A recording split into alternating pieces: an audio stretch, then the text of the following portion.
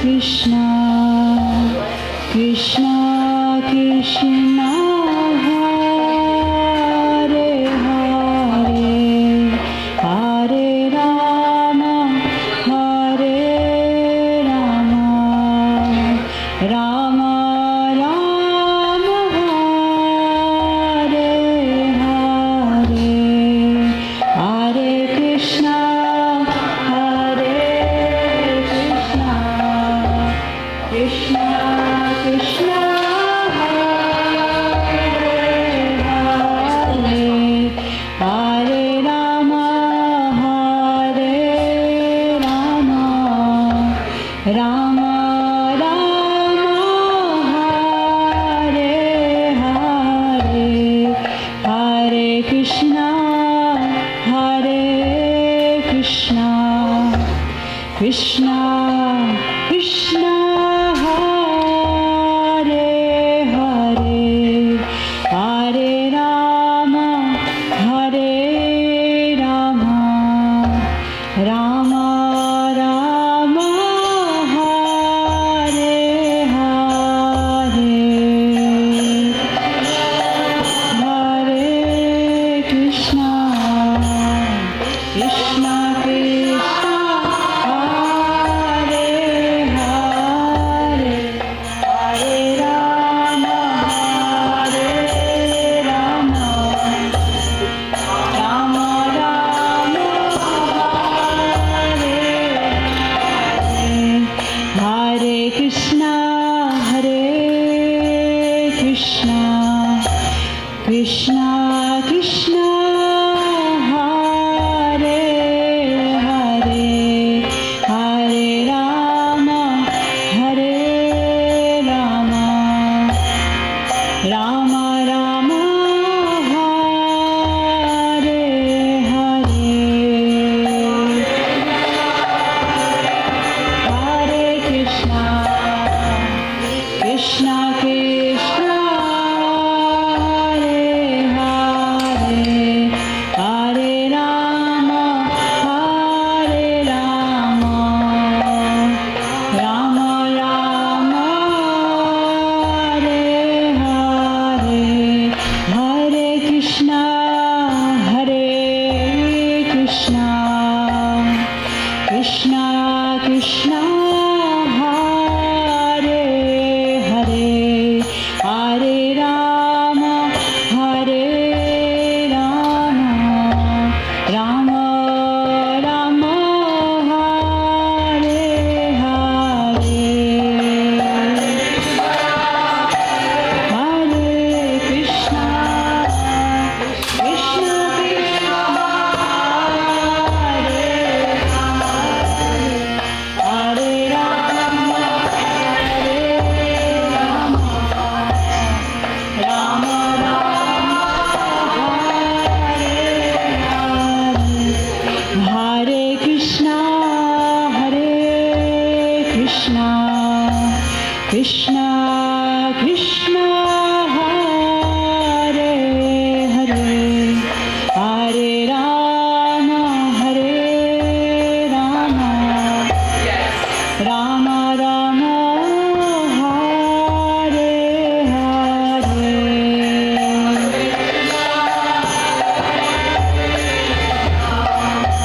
Krishna Krishna, Hare Hare, Hare Rama,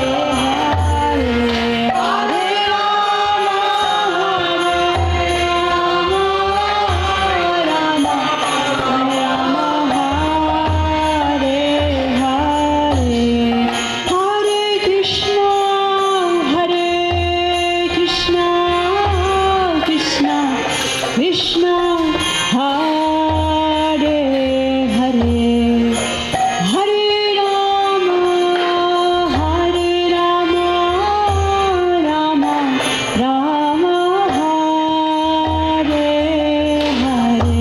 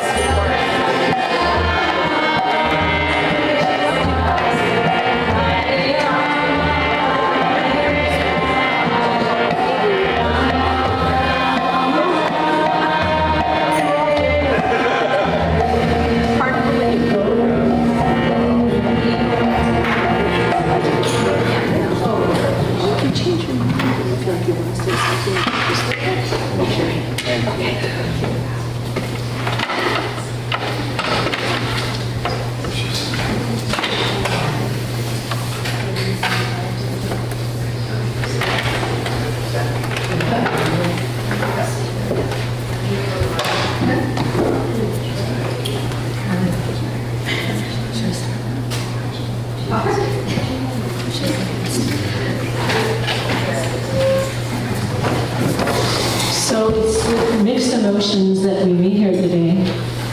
You know, we're sad to lose someone so wonderful and accomplished as Sudharma, but we're happy to celebrate such a wonderful life, you know, such a life of giving. I want to especially welcome Sudharma's two beautiful daughters, Prema and Braja, and the very famous granddaughter, Ada, you know, who's super well-behaved and cooperative from what I've seen so far. And Sudharma's sister, what's your name? Karen. Karen, his sister Karen, and brother Greg, who've come here. And also a special welcome to Rukmini and Uchima, who've come here also for this special day. So we'll start out. Pranada composed a prayer, so I'll just read this prayer. And it says, Sudharma lived a very dedicated life in service to Shri Hare Krishna and her spiritual master, Srila Prabhupada. Therefore, in one sense, we need her prayers, but it's also a beautiful gift and contribution to pray for a special soul, especially in moments of transition. Everyone's prayer counts. Everything creates an impact and influence. We're always being influenced by others. It's a good use of our time to voluntarily invest our time and energy for creating favorable influences. We can just close our eyes for a minute, try to concentrate our will and intention, our well-wishing in the direction of Sudharma Dasi's soul in this transition from one life to the other. Transitions are very important, and communal prayer is important. So we'll just, everyone in their own way, and just kind of remember her and wish her the very best. So we have, I think we were going to start out with Braja and Prema. And do you want to sit with Braja, Prema? All right, you want to sit up here? You can turn the mic up. You can turn the mic up. Is that more?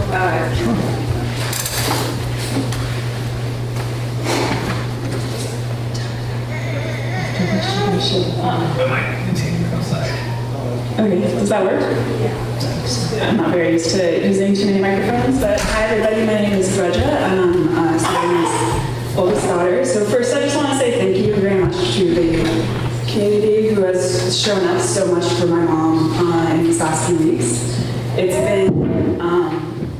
made the time that's been really difficult much easier to have the love and support of the community that she really cared for. And so I just want to say like just very sincere thank you, and especially to Ananga, who was able to give my mom her last rites, and to Pranada for organizing and helping with like she has been on my mom for a while to figure out all her affairs, and my mom, who's an amazing creative soul, is also not the most organized or down to earth in some ways, and so it was so helpful that she has helped us with all of the logistics that come with this hard time. And I also wanted to say thank you to Sukada, who is one of the best neighbors ever, and has just like shown up for us in so many countless ways.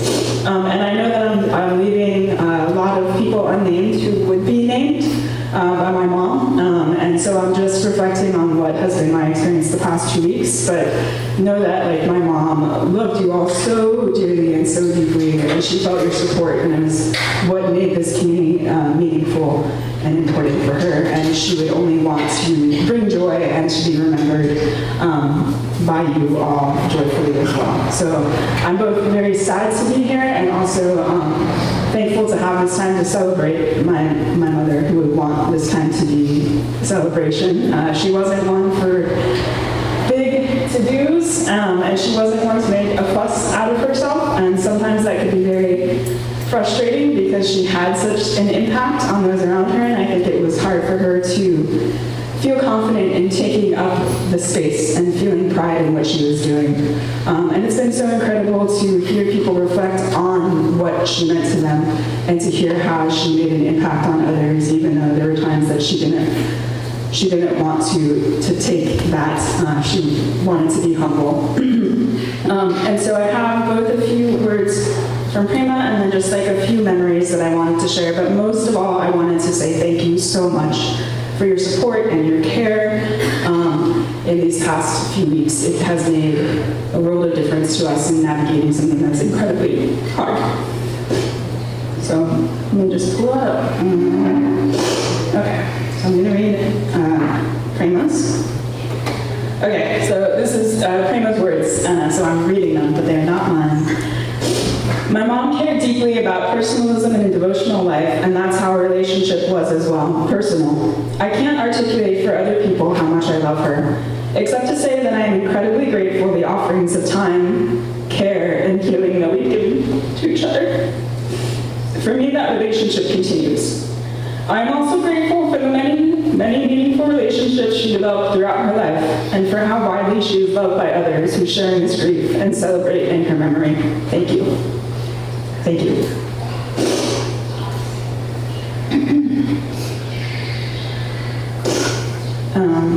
And then I may or may not, okay, here we go. So here's some things that I wanted to share about my mom. She took comfort in her religion and the community, always. She swayed to bhajans, always. She swayed to the Grateful Dead, always. She rested her head on you when you hugged her.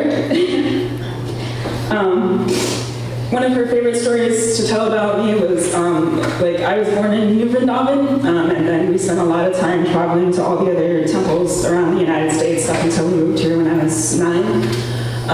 And there's lots and lots of memories there, but one of my mom's favorite memories that she would always tell me was that I would go out, I learned to crawl sometime around 7 months, and then I would go out and have social visits with another baby down the hallway at New Vrindavan, and so we would crawl out to meet each other. When I was little, we traveled to so many Hare Krishna temples, and one of my memories of that is that my mom was always talking constantly. Always. And with I never realized how long it would take or who she was talking to, but it was always about something that seemed incredibly important and meaningful, and she was in the conversation for sure. So I could tug on her sorry as much as I wanted, but we weren't going anywhere until we figured out the conversation. So I learned about a lot of words, Robin George case, legal, all kinds of things at a very young age.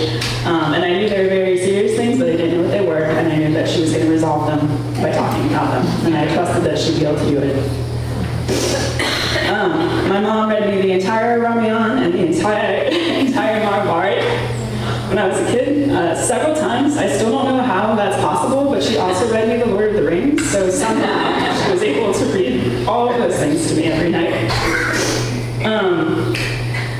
When I was in college, she took me to India, and one of the things that I'm going to take with me from my mom is her strength and curiosity in exploring the world. She was not afraid to haggle with people, even when we didn't need to haggle. She would take charge and she would lead the way in strange places, and she was determined. And so at the time, that was something that was difficult for me, and now it is something that I would like to take with me, is that she was an enterprising spirit and that she wasn't afraid of anything. She was also not afraid to tell other people to get out of my way, or to tell other people to get out of Prema's way. She was an amazing grandmother to my daughter, Ada. And my mom was always fighting a fight prior to these last few years. There was always a project or something that she was going to sort out or make right in the world. And with my daughter, Ada, I saw her for the first time be like, you know what, the fighting, I'm done with that. Like, I've done my time, and I'm going to pass it on, and I hope other people are inspired to make changes. And for now, I'm going to focus on the small things in life that delight me. Like Ada, like being with my sister, like good food, like her plants, like her garden, and just being part of this community. She tried so hard to be good, so hard. And she wanted to help others so badly to succeed. And I saw her be devastated at times when she didn't feel like she had been successful. And so one of the things that is most important to me to say is that she was successful. And it's important for me to tell you all that a lot of times we don't realize the impact that we have on people. And it's so important to know that even the times that we feel like we're alone or that we haven't succeeded in every way is to recognize the relationships that we have with other people around us and to take comfort, because there's times that I wish that my mom would have given herself more credit for the lasting impacts that she had on other people. And so that's the most important thing for me to do right now, is just to recognize that, to say that I love her very deeply, and to say thank you to everybody for supporting her, and thank you for creating this community and this time for her.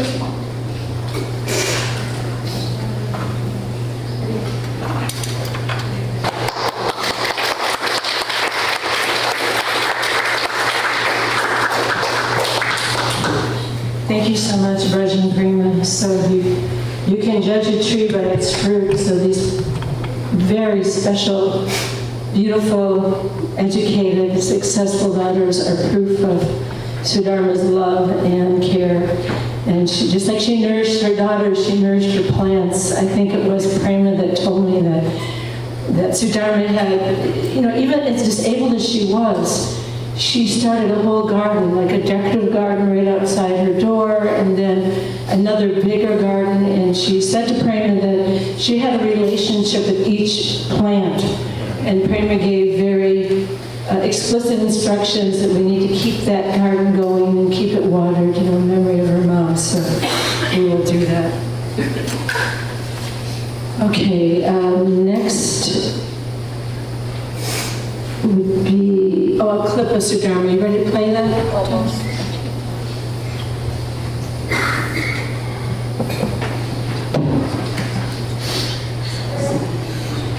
Get your Kleenexes ready. Pass it around.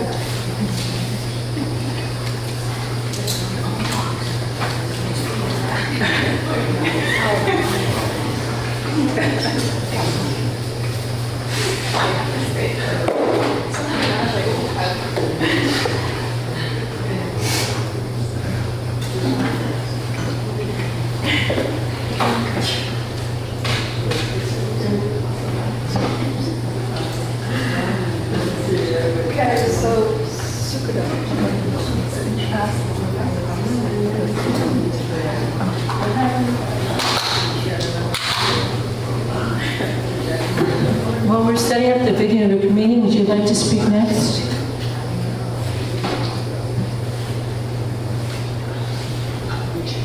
Rukmini, a very initial, original disciple of Srila Prabhupada, very beloved and very good friend of Sudharma's. Hare Krishna. My deepest condolences to Braja, Prema, and to you both, her sister and brother, and to actually everyone in this community who loved her so much. Sudharma, I believe she was born on Christmas Day. Isn't that right? She was born on Christmas Day. And I was thinking when we were flying here from DC, I was thinking about Jesus said that blessed are those who have seen and believed, but more blessed are those who have believed who have not seen. And I was thinking about how Sudharma didn't really have the personal time with Prabhupada that some of us had, but yet she had so much faith in him through his books, through his teachings.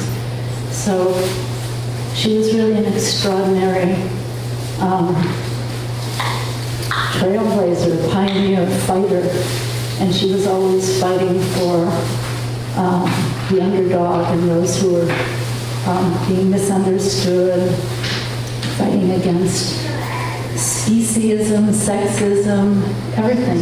You know, she was just such a great example of fighting for the right thing. And my husband Anutam and I knew her in different places, here in Alachua, in Denver. She came through Denver with you, Braja. I have this memory of you. This is kind of quirky and charming, but so I remember being in the prasadam room where they would take lunch and breakfast in the Denver temple, sitting there with you one morning. I don't know how old you were, maybe you were 8 or 9 or something, and you just turned to me and said, "So what's your program, Prabhu?" And I was thinking, this is Sudharma reincarnated. You know, this child is Sudharma. It was just so, I always remember that was so cute and so charming, you know. But yeah, she was always fighting for her god sisters, fighting for women in the ISKCON movement. I wanted to read, so there's a little bit of, Pranada, are you going to be speaking at all? You going to be, yeah? Because you might know the background of this a little bit better than I do, but there had been so much neglect, abuse, disregard for women in the ISKCON movement that at one point you were one of the, I think you paid for Sudharma, isn't that right? You paid for Sudharma to come to Mayapur to speak? Actually, all the ladies. All the ladies here in Alachua.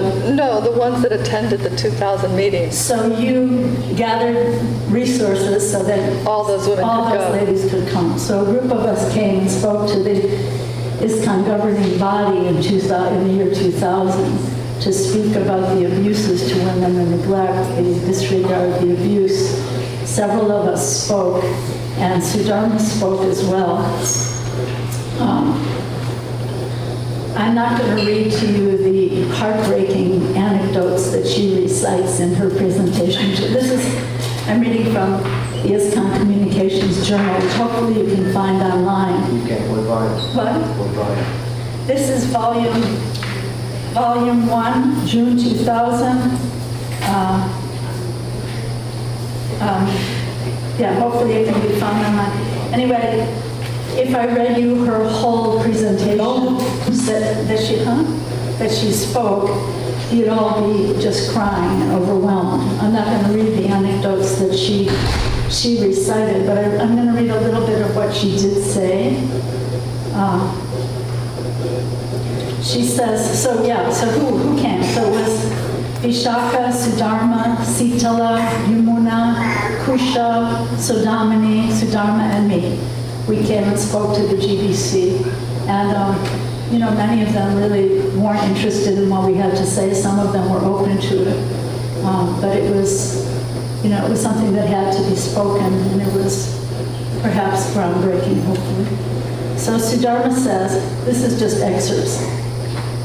She says, to understand the seriousness of a disease, it is important to recognize its symptoms. Otherwise, by minimizing or ignoring the symptoms, the body may be invaded by a terrible, even fatal illness. So I'm skipping forward, but she says, many of you have probably wondered why we felt it was so important to establish the women's ministry. Perhaps I can shed some light on this by sharing a few personal experiences and thoughts. Perhaps also through my testimony and what you have heard from my god sisters, you will understand that this is not feminism, but rather a sincere attempt to create an environment conducive to devotional service for Vaishnavis, women followers of Krishna. I hope that you will also recognize that the seeds of injustice toward and prejudice against women still bear fruit today. And just the last few paragraphs. The stories I've mentioned represent a minute segment of the misfortune I and others experienced. If you believe these are tales of ISKCON's distant past, my present service to the women's ministry has taught me otherwise. We sit before you now, a ragtag remnant of Srila Prabhupada's female disciple army. Each one of us had considerable reservations about making this journey, and each of us came at substantial personal sacrifice. One of the ladies here has even lost her means of livelihood as a result of taking extended time off work. But we came out of a sense of duty and concern that extends in truth beyond our compassion for other female devotees. It is our perception that our movement is becoming more and more fragmented due to a lack of empathy, understanding, honesty, and trust amongst our society's members, and thus our society's heart is being torn apart. Perhaps the desire to renounce the object of sense gratification has led to a denouncement of women devotees, which in turn results in a denial of the more feminine Vaishnava qualities that each one of us holds within the core of our hearts, qualities that may now be needed to reinstill the trust and faith of our society's members. Despite the sufferings of the past, our concern is not for ourselves, but rather for the health and well-being of our society. Please give us the opportunity to serve cooperatively and respectfully together so that we may all fully contribute our talents and abilities in the service of our spiritual master. So just a few moving words from Sudharma, from the beautiful heart of Sudharma. So just in closing, I wanted to say that, we had the good fortune of going over to Prema and Sudharma's house for lunch not so long ago, but I was with her on a little committee to create a mood of radical personalism in ISKCON. So when I think of what will be her legacy going forward, what was most important to her, and what we should carry forward into the future, I think it was her wish that the ISKCON society really imbibe a mood of radical personalism that was very, very important to her.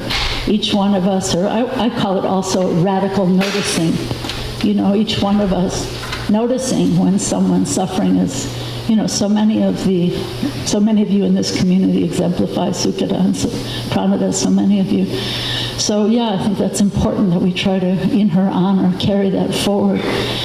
She was also she created this radio station, which I know the women's ministry has discussed trying to take it over, but that was another important legacy that she'd love to have carried forward. So if any of you are inspired she wanted to be 24/7, she wanted to be 7 days a week, 24 hours a day. Well, maybe all of that won't be possible, but maybe something. So maybe some of you in this room, or maybe some of you listening online might be inspired to help carry that vision of Sudharma's forward into the future also.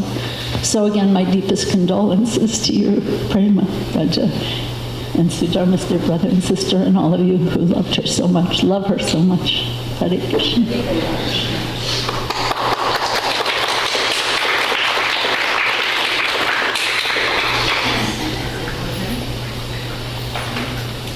We all have some creativity, we all have some gifts, we all have some preferences for how we express our devotion or share devotion, how we give Krishna. So how did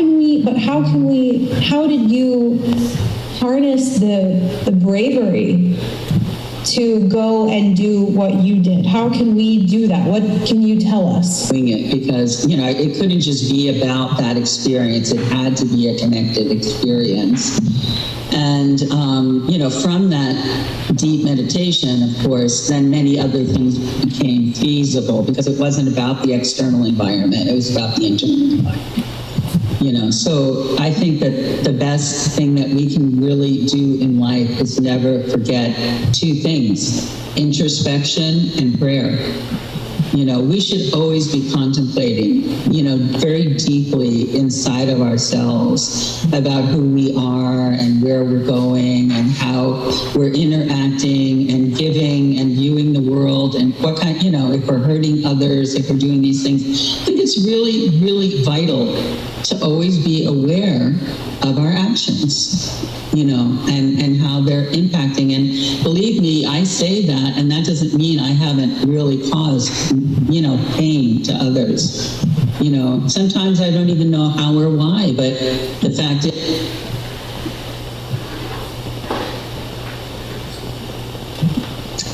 I mean, he was just present, you know, just present.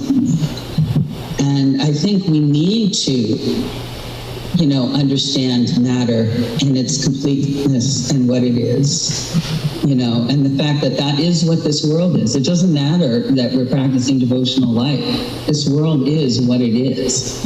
You know, our practice of devotional life matters not in the sense that we're going to make this world better necessarily, although sometimes we will. But it matters in the sense that through these experiences, Krishna is continually there, and you become aware of his personal presence. You know, and that is not a cheap thing, and it's not a small thing, and it's not. You know, I mean, I would love to say, yeah, no, that's not true, because it makes you feel foolish. Like, you know, why would anyone have that kind of mercy that Krishna would be there for them? But Krishna is there for each one of us, every one of us. Thank you so much. Yeah, and Hare Krishna. Please accept my humble obeisances. All glories to Srila Prabhupada. On hearing of dear Sudharma Prabhu's passing, my husband Yadubara wrote this. Sudharma Devi was a dear friend for many years, and at one time we shared a home with her and her elder daughter, Braja. Sudharma was always thinking of how to serve the devotees and reach out to the public. In the last few years, she was physically severely handicapped, but was always in a joyful mood, smiling and asking about the welfare of others. May Krishna carry her to her desired destination at his lotus feet. End quote. My family and I have known Sudharma Prabhu since the early 1980s. And as I think back on the time I think of someone quietly yet completely dedicated to Srila Prabhupada and to his mission. It's a legacy that Sudharma became one of the greatest advocates for the Vaishnavis in Srila Prabhupada's movement. She served tirelessly to establish ISKCON's Vaishnavi ministry and to liaison with GBC members so that they could understand and support this initiative, which is still going strong today. It was Sudharma who arranged for the first Vaishnavi conference, which took place on a boat docked in Los Angeles, because the Los Angeles temple authorities didn't want such a conference on the temple grounds. Later in the year 2000, Sudharma Prabhu personally arranged for a group of women to address the GBC to explain what women experience in Srila Prabhupada's movement. That was the first time the GBC heard the voice of ladies at a GBC meeting. It was groundbreaking and was due to the vision and the skilled efforts of Sudharma. What especially attracted me to Sudharma Prabhu was that she was always grateful for the gift of Krishna consciousness, always eager to help devotees in any way she could,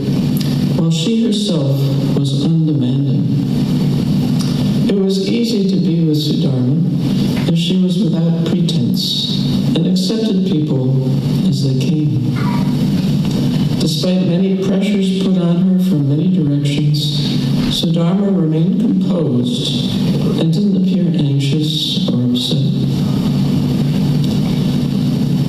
In her later years, as she became infirm, Sudharma accepted her situation with grace and readjusted her lifestyle and her expectations of herself. She was without bitterness, anger, or resentment, but rather continued to serve creatively. She started a radio program and podcasts for the devotees, and in the process she studied programming, recording, microphones, uploading, downloading, and all the other pieces of creating such a show. Sudharma was clear and articulate to the end. Shortly before her passing, she did an excellent podcast on the topic of radical personalism. Among many other brilliant points, Sudharma said this: as devotees, we're prone toward austerity and renunciation, and sometimes we forget the importance of being warm-hearted with each other and what a difference that can make in people's lives. We may think of warm-heartedness as sentiment rather than an inherent part of who we are as devotees, an inherent part of our philosophy. But the 6 Goswamis were always loved by everyone because they were kind to everyone. Krishna is everyone's best friend. We need to feel his kindness in our communities and act in a way that brings out others as individuals. We don't want to just get something done or to prove a philosophical point, but we want to really uplift each other. A few minutes after that, she said we can understand our position as fallen and find our position in connection to Krishna and embrace that and experience the relief that it gives. All of a sudden, we don't have to prove ourselves, but we have to depend on Krishna. This is something tangible and real. Letting go, being vulnerable, being dependent is fulfilling. It isn't something demeaning. The ultimate goal is to develop our relationship with Krishna. Hare Krishna. All glories to Sudharma Prabhu. All glories to Srila Prabhupada.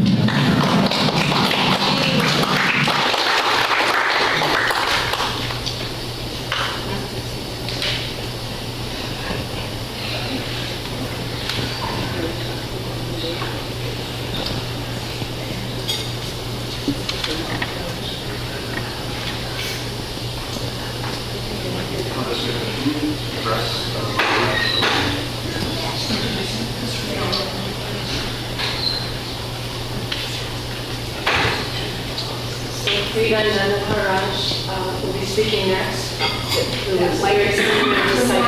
That mic is off. Vrindavan Maharaj, His Grace Vrindavan Maharaj will be speaking next, who is a very senior disciple of Srila Prabhupada and one of the initial gurus that was appointed to carry on our movement. So he is going to be speaking next. Begin?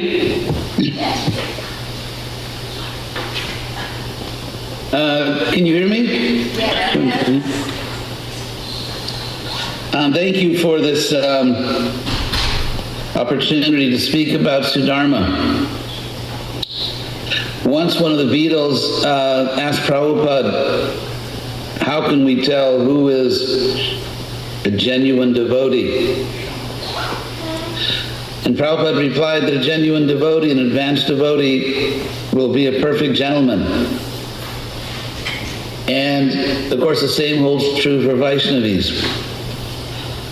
Sudharma exhibited many qualities of a perfect lady.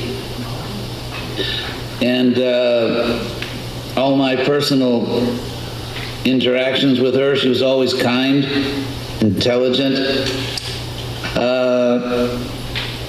just in every sense, a very Vaishnavi, worthy of respect. Epitomize that. Like many of us, but I epitomize that.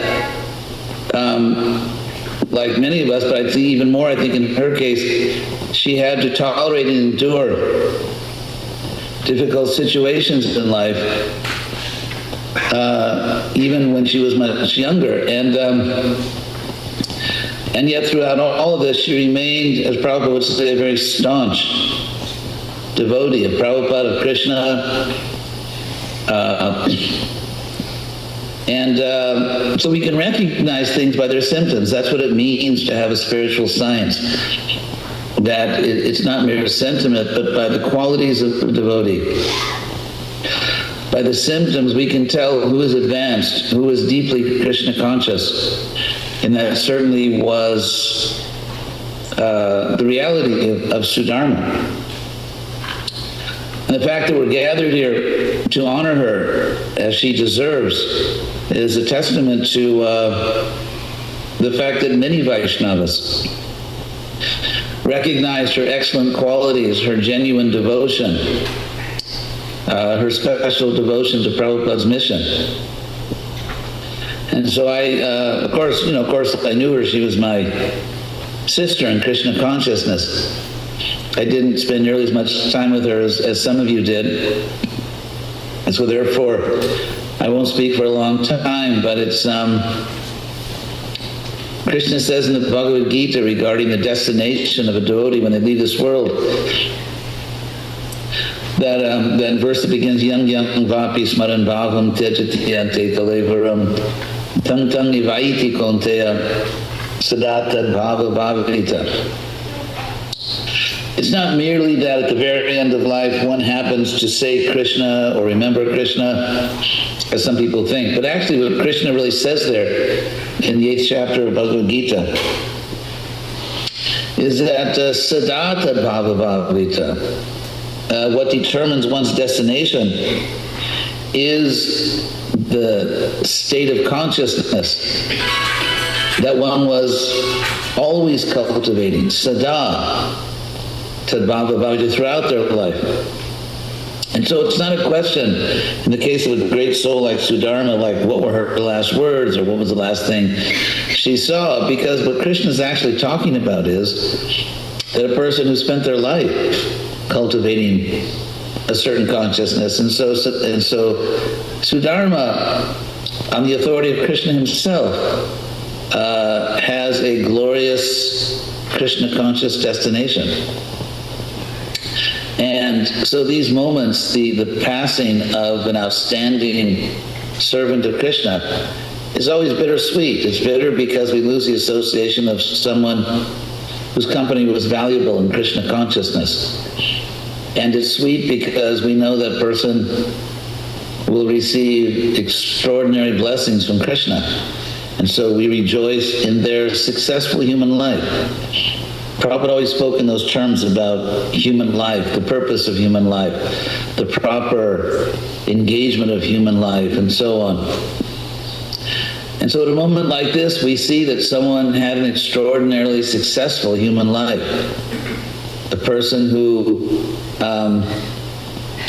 followed Krishna's instructions about how we should live our lives, and did so steadfastly with great spiritual power, unstoppable, and very kind to others.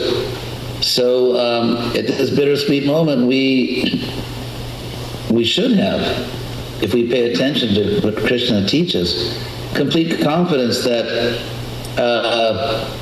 Sudharma has a very glorious destination in Krishna consciousness. And I celebrate her exemplary life and her extraordinary spiritual destination. So thank you all very much for this opportunity, and all glories to my god sister, Sudharma Devi Dasi. Hare Krishna.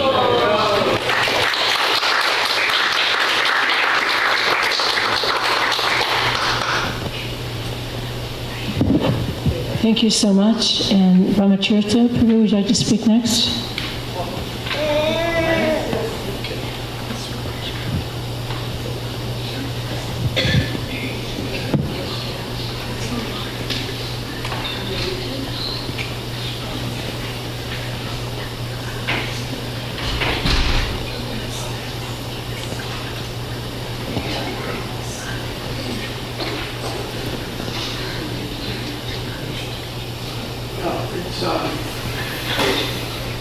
These are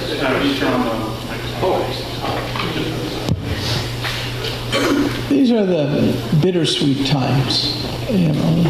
The bitter we all know because we've lost a friend and a crusader, and the sweet part is we know her fate is wonderful. She goes on to serve Prabhupada somewhere, somehow. I don't know the details. I just know what happens, and we all know that. The sign of a truly deep spiritualist, not somebody superficial, but somebody really deep into higher consciousness, into spiritual life, is very simple. It's given in the Gita directly, very simple. They're not envious, simply not envious. They don't blame others for whatever difficulties they may have. Sudharma went through difficulties that I don't know I could ever handle. The death of Sudarupa I did his funeral, we were very close. And the illnesses, and Prema has her health challenges that are unusual, and Lil Prema was so brave, and I have friends in the English department. She has been the heroine of the English department because of her brilliance. So her mother, Sudharma, was so proud of Prema, yet, and so appreciative of that Braj would always be there as the backup, because we knew this was inevitable. And she would tell me this. We would speak every month or so, and she would share with me her concerns, because what Sudharma had as a deep spiritualist, she didn't criticize others. She loved. She offered a lot of love to me. I'm not sure I deserved it. I tried to offer it back to her, but a very loving person. Now, when somebody undergoes difficulties, we tend to point fingers. Hey, it's you, it's you, it's you. And even though there were times when she was, some of us know these stories too well, terribly mistreated, and she was a pioneer. Any pioneer is going to be mistreated. It happens. She was challenging a status quo that was wrong.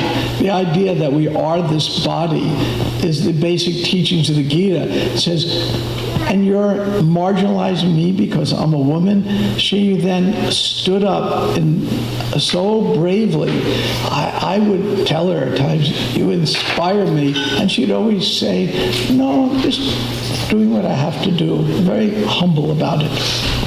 So anybody who doesn't hold a grudge when mistreated and brave, you know they're a deep spiritualist.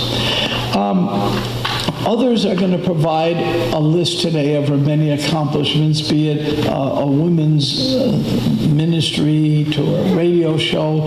I won't go into that. What we did do, Storm and I, we checked in with each other every month. How you doing? And when she would check in, she always wanted to know how I'm doing first. And my difficulties were minor compared to what she went through. She always know, how are things with you? How are things with your wife? My wife went through some illness and this, and that. And whoever was with Sudharma could feel that there was love in the core of her heart. And the expression that I first heard from Rambaru, but Sudharma was pushing it big time. It's one of my favorite expressions, and it's one that ought to be the tagline for the Hare Krishna movement, which is radical personalism. Because it's so easy to become impersonal, treat each other as objects, as something to help me get what I want. Radical personalism is about the loving, deepest exchanges, which ultimately is philosophically what the Krishna movement's about anyway. And I'm so pleased to say that Sudharma was not just talking it, was the radical personalist. The other quality she had is she needed help with various little things, big things, and I'd have to squeeze it out of her. Sudharma, what do you need help with? Everything's okay. Sudharma, okay, now tell me the truth.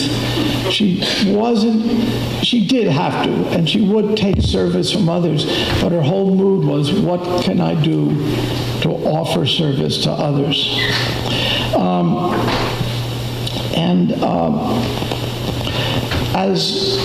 To conclude, one of the things I'll miss the most about Sudharma, though we have some recordings to help, is her deep, commanding voice. She had this very deep voice, and when she would speak to me, she always had this air of authority about her.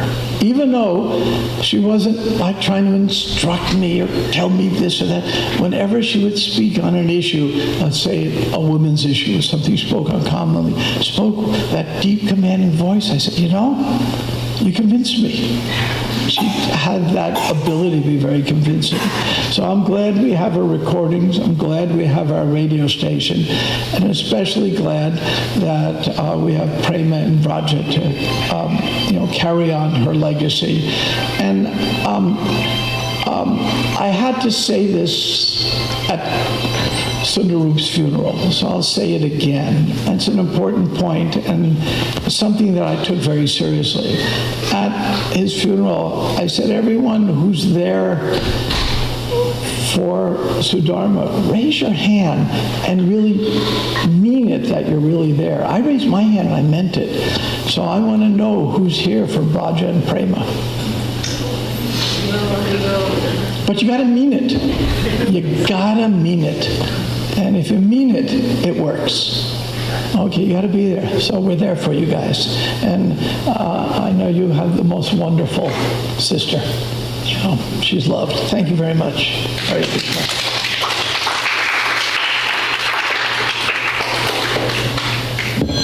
Thank you very much, Mama Tirtha. And next we'll hear from Shamala Kishore.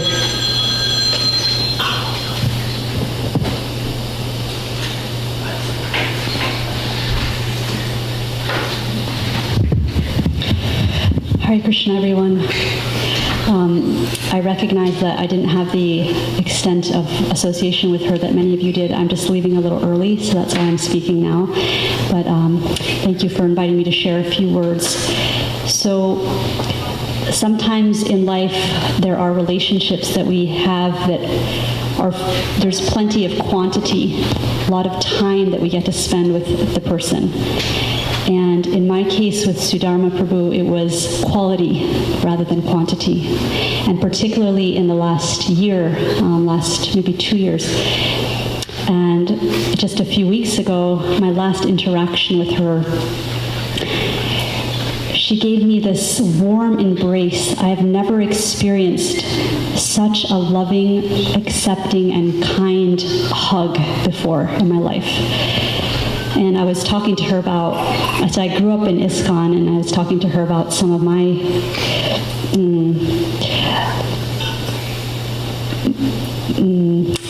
I guess I could say resentments that I've held due to some of the ways that I observed Vaishnavis being treated and some of the ways that I was treated. And so just in that hug, in that embrace and her acceptance and her complete compassion for me, I felt that the last residual bitterness that was there just washed away. And I felt her, she's so optimistic and so warm and forgiving, even though she had been through so much. That was really what I took from that, is that she had gone through so many challenges. She had fought for so many others who had gone through challenges, and yet she didn't have that bitterness. She was completely loving and just trying to see what she could do going forward. Until the end of her life, she was wanting to help others, especially other Vaishnavis around the world. And I'm very grateful that she was so warm and kind to me. And one other thing was that I expressed to her, sometimes I don't know how to help because I get overwhelmed, especially when it's so close to home. Like, how do I help other Vaishnavis and around the world and so on? And she said, don't feel so much pressure. Just be yourself. Just be yourself for Krishna and just serve as who you are. And by that, already you'll be doing so much for the other Vaishnavis. And so that took the pressure and the burden off, and I felt like, okay, I can do that much. I can just keep showing up and my small way to be authentic and to serve, and hopefully that will be pleasing to Sudharma Prabhu and helping her legacy. Thank you.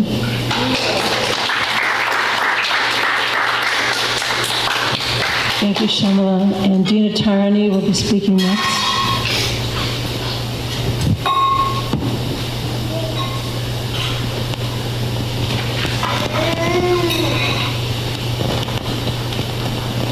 Haribol, and I've never met you, Prema, but I did know Braja when she was very young, when we were in the Washington, D.C. area.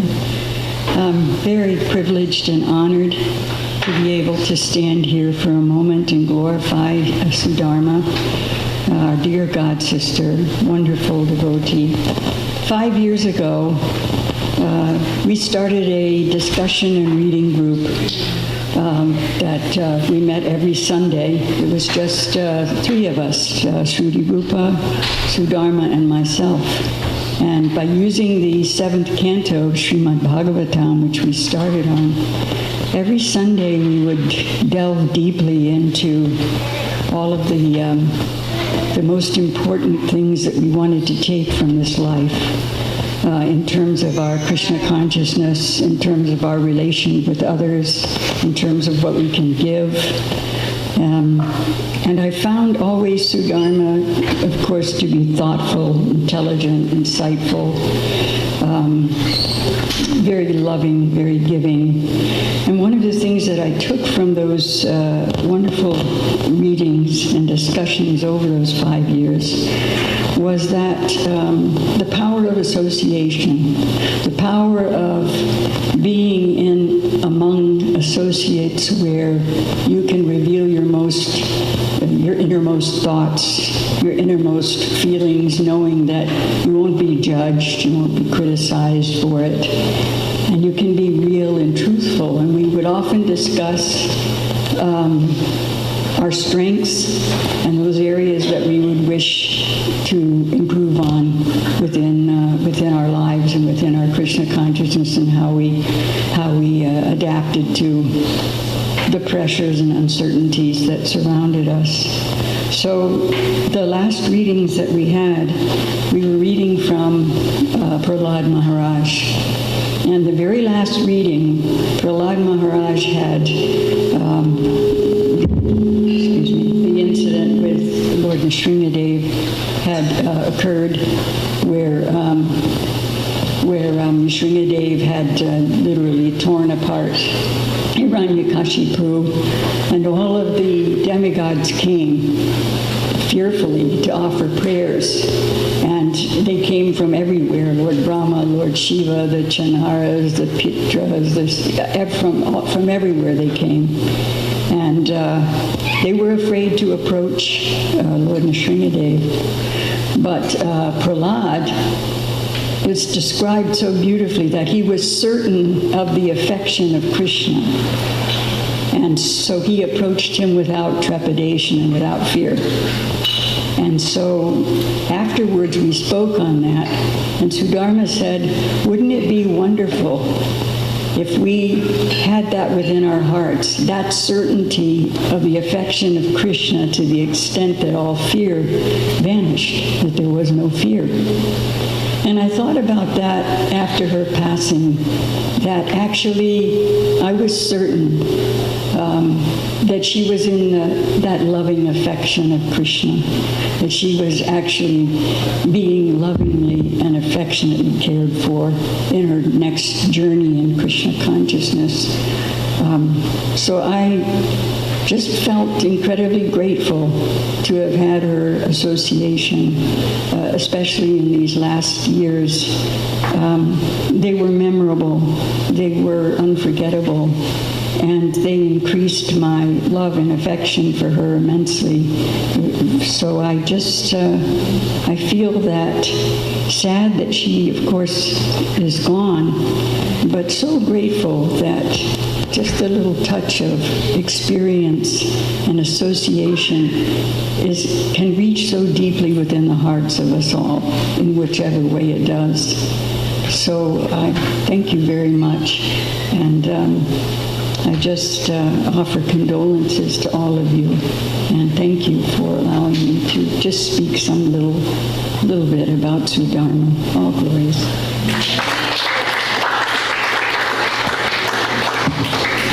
Thank you so much, Dina Tarane. So it was Dina Tarane, Sudharma, and Shri Rupa. So Shri Rupa, would you come as the third member of the group, the reading group?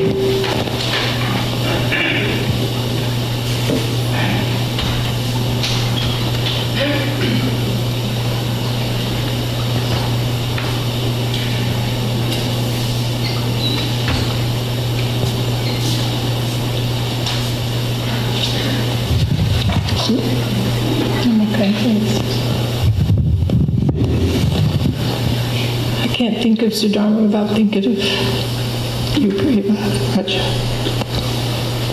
She spoke about you every week.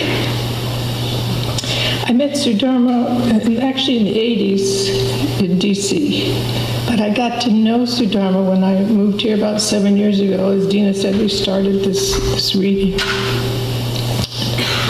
And I know we don't want to talk about one's struggles or suffering, but I grew so much by the way Sudharma carried her suffering and her illnesses. She carried it so well, and as everybody has said, and reiterating, Sudharma cared for others. Even though she was struggling with so much with the dialysis and so many things, she always first wanted to know about me, wanted to know about my daughter. And she always minimized herself, minimized her suffering, she was almost self-effacing, but at the same time, she was as brilliant, as everybody has said, all her accomplishments. But my relationship with her was through this reading of the three of us. And like Dina has said, how we went through different layers of it. And it grew to mean a lot to Sudharma, especially more so because she said that she was more homebound, and this meant a lot to her, the readings, to open and share. And even though Sudharma, as everyone knows, her brilliance, her intelligence, her heart can't be minimized, and it's such almost an opposite thing, because usually when you have people that are so brilliant, they lack the softness or the compassion or the heart. But I think Sudharma was equally as heart as she was brilliant, and I grew to love her through her mind, her realizations, and her heart. And she taught me a lot in her quiet, unassuming way, and her words always struck me. I loved her realizations in the deep introspection that she gave. And there was these are one of our emails after the reading, and as I said, the way she viewed herself, well, she begins, or part of it here, she goes, I'm a pretty fallen devotee soul, and yet, when I was in the depths of despair in my life, despite my self-serving nature and very weak devotion, Krishna has made his presence to me somehow in a way that carried me through my life. I only wanted in my sharing with you last week to underscore that unconditional nature of the Lord, how liberated and loving that makes you feel, and to be grateful for these gifts, to be grateful for his causeless kindness and soft-heartedness, for that unconditional love, for the mood of just giving and being the devotee despite weaknesses, without expectation or calculation, and that this can be experienced by anyone at any time. These gifts have made it easier for me to prepare to cross over the ocean of birth and death. An even greater and more natural love for the Lord and his devotees. I'm most grateful for our readings and your association. I hope I'm sharing something of value. She always questions herself like that. With love for you genuinely, a love that comes because you have your heart. I'm indebted for your association. Thank you. Thank you too, and you, Dina, for the readings.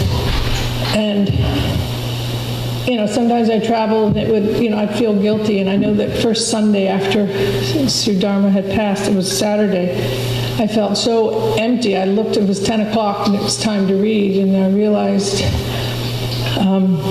that we weren't reading anymore. And it's a great loss in my life. We read all through COVID, and we were shocked. I told Dina, I said, it's been 5.5 years that we've been reading? She said, really? I thought it was like 3. But I went back to our emails, and are we reading this week? It's January 2019. So, and one more last thing. Right before Sudharma passed, we were speaking for a few days because I was going to cook for her on that Saturday.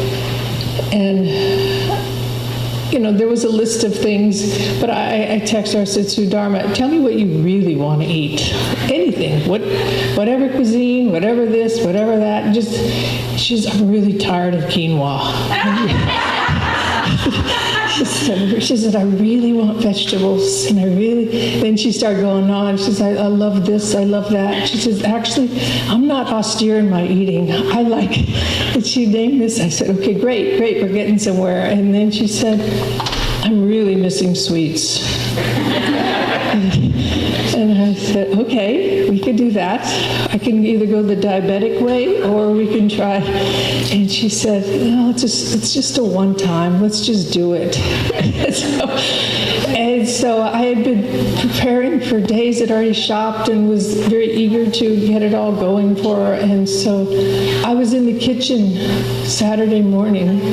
I had things cut up, and I was thinking of this special. I was making her a peach and raspberry cobbler. But I got a text from Jai Gauri.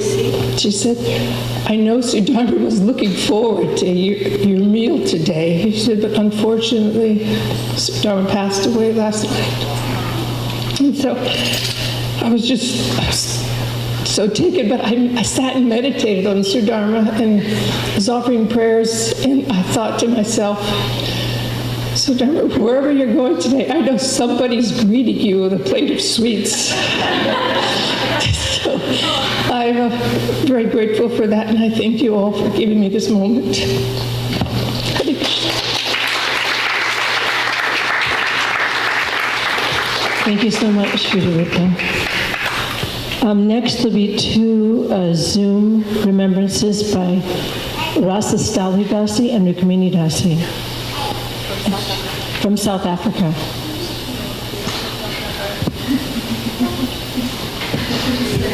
We're calling on them early because it's so late. Yeah, because of the time difference, they need to speak now. Hare Krishna. I'm not sure if I can be heard. No problem. We can hear you. 100%. 200%. Hare Krishna. If somebody can just indicate that we can be heard. Yes.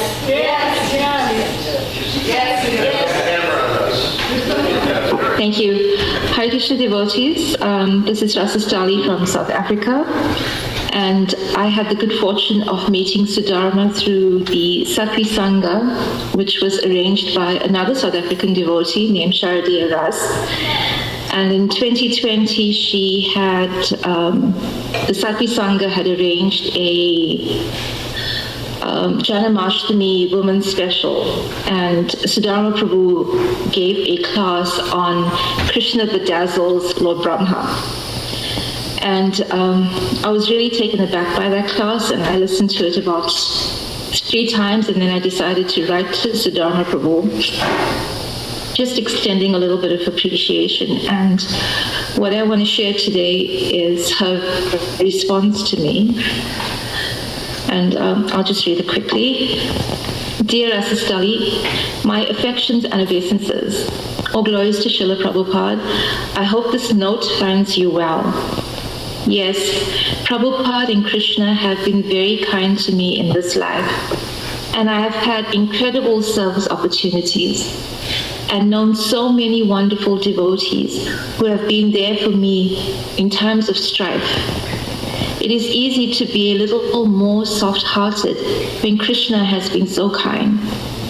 I pray for you that you may be all that you can be, bringing your most wonderful qualities forward and offering them loving in service. I pray that you will always remain broad-minded and gentle-hearted, despite the ups and downs and the varied circumstances of life. And I pray that you are always self-satisfied, a worthy prayer, discerning, unaffected by the harsh words and actions of others, and giving in every respect. May you find yourself always totally dependent upon our dear Lord, Sri Krishna, the transcendental cowherd boy of Vrindavan. With affections, thank you very much for your kind and encouraging words, Sudharma Dasi. So I just wanted to add that many of us have spoken about Sudharma and radical personalism, and this letter is the epitome of how she felt about it. I had arranged with some of my fellow spiritual sisters here in South Africa to have monthly meetings with Sudharma for a period of time. And those meetings would go on for 3 hours sometimes, and she would speak to each of us in such a personal and heartwarming way. So, and also something that I want to mention is whenever she did speak about Prema, it was full. Her face would light up and she would fall with joy. So that's just for you, Prema, and thank you so much for this opportunity. Hare Krishna.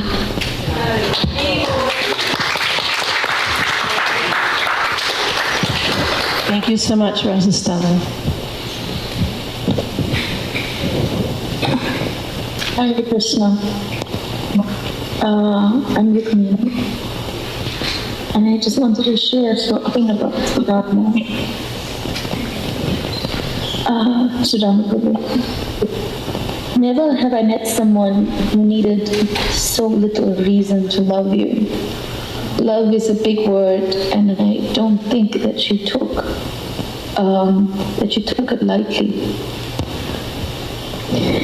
But she just loved you. The first time that I was blown away by her nature, when I was supposed to send her a version of the Gita done in hip-hop that I'd worked on a few years earlier, and she was going to use it for the radio station that she was managing. And there was a due date and I didn't make it, and then this was her response to me. Dear Rukmini, your feelings are paramount to me. I want whatever you offer to bring you joy and satisfaction. If you are unhappy with sending me a simple version of your tune, it's okay, you don't have to, nor should you. I think a simple version would be lovely. In our tradition, it is the devotion that is what matters, and I know that what you have to offer is from the heart. But as I mentioned earlier, what is paramount, what really matters about all of this for me is you. Please don't send me something that in your heart you don't feel is ready or is not what you want others to hear. Krishna can wait. He's fine with that. Follow the dictate of your heart. Don't put me in the equation. I will be happiest if you do what you know to be best. Sincerely, Sudharma. When I read it, it still blows my mind, because if I was trying to run a project, I could hear the conversation I would have had. Okay, so this girl, she missed the deadline, has lots of excuses, and she's going to flake, so don't bank on it, move on. But not Sudharma Prabhu. She had what a heart. She didn't know me at all, and she didn't need a reason to give me the benefit of the doubt, because there was no doubt. She just had my complete best interest at heart. And I can't imagine how a person exists with such a level of service attitude. we've heard of radical personalism, but for her it wasn't an idea, it was how she lived her life. And listening to her for these last couple of weeks, it stuck out to me that her personalism was based on dependence on Krishna. That Krishna will never let you down. That Krishna will show you in so many ways that he's here for you, like she told me. We've heard these things before, but there was a depth when she said them. She could be personal with others because she herself was deeply personal in her relationship with Krishna. Or when she heard that my spiritual master had left, she wrote to me and said, now is a time for prayer and contemplation, and maybe even a few tears. I'm thinking of you as if I was sitting here holding your hand with warm affections. Krishna has a plan. And now I think of her at this time, and the same sentiments apply. Thank you, Sudharma Prabhu, for all the time and heart you gave us in those Zooms, for all your sacrifice that now allows women like me to not even think twice before sitting on the Vyasasana or leading a kirtan. Thank you for your love and for showing me that because your heart was so very full, it's possible to love someone with so little reason. Hare Krishna. Thank you so much, Rukmini. So next will be a clip from Malachi. What? Okay. A very senior disciple of Srila Prabhupada, one of the initial disciples that spoke with the Beatles and did so much preaching always.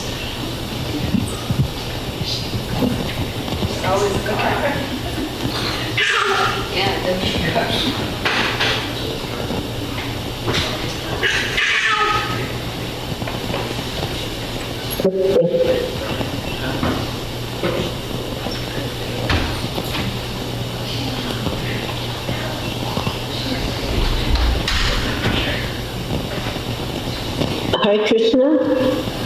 Am I heard? Yes.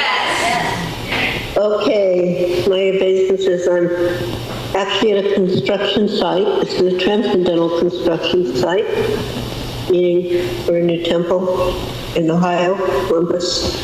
Please accept my humbly offered obeisances. All glories to Srila Prabhupada, and all glories to our dearest Dharma forever.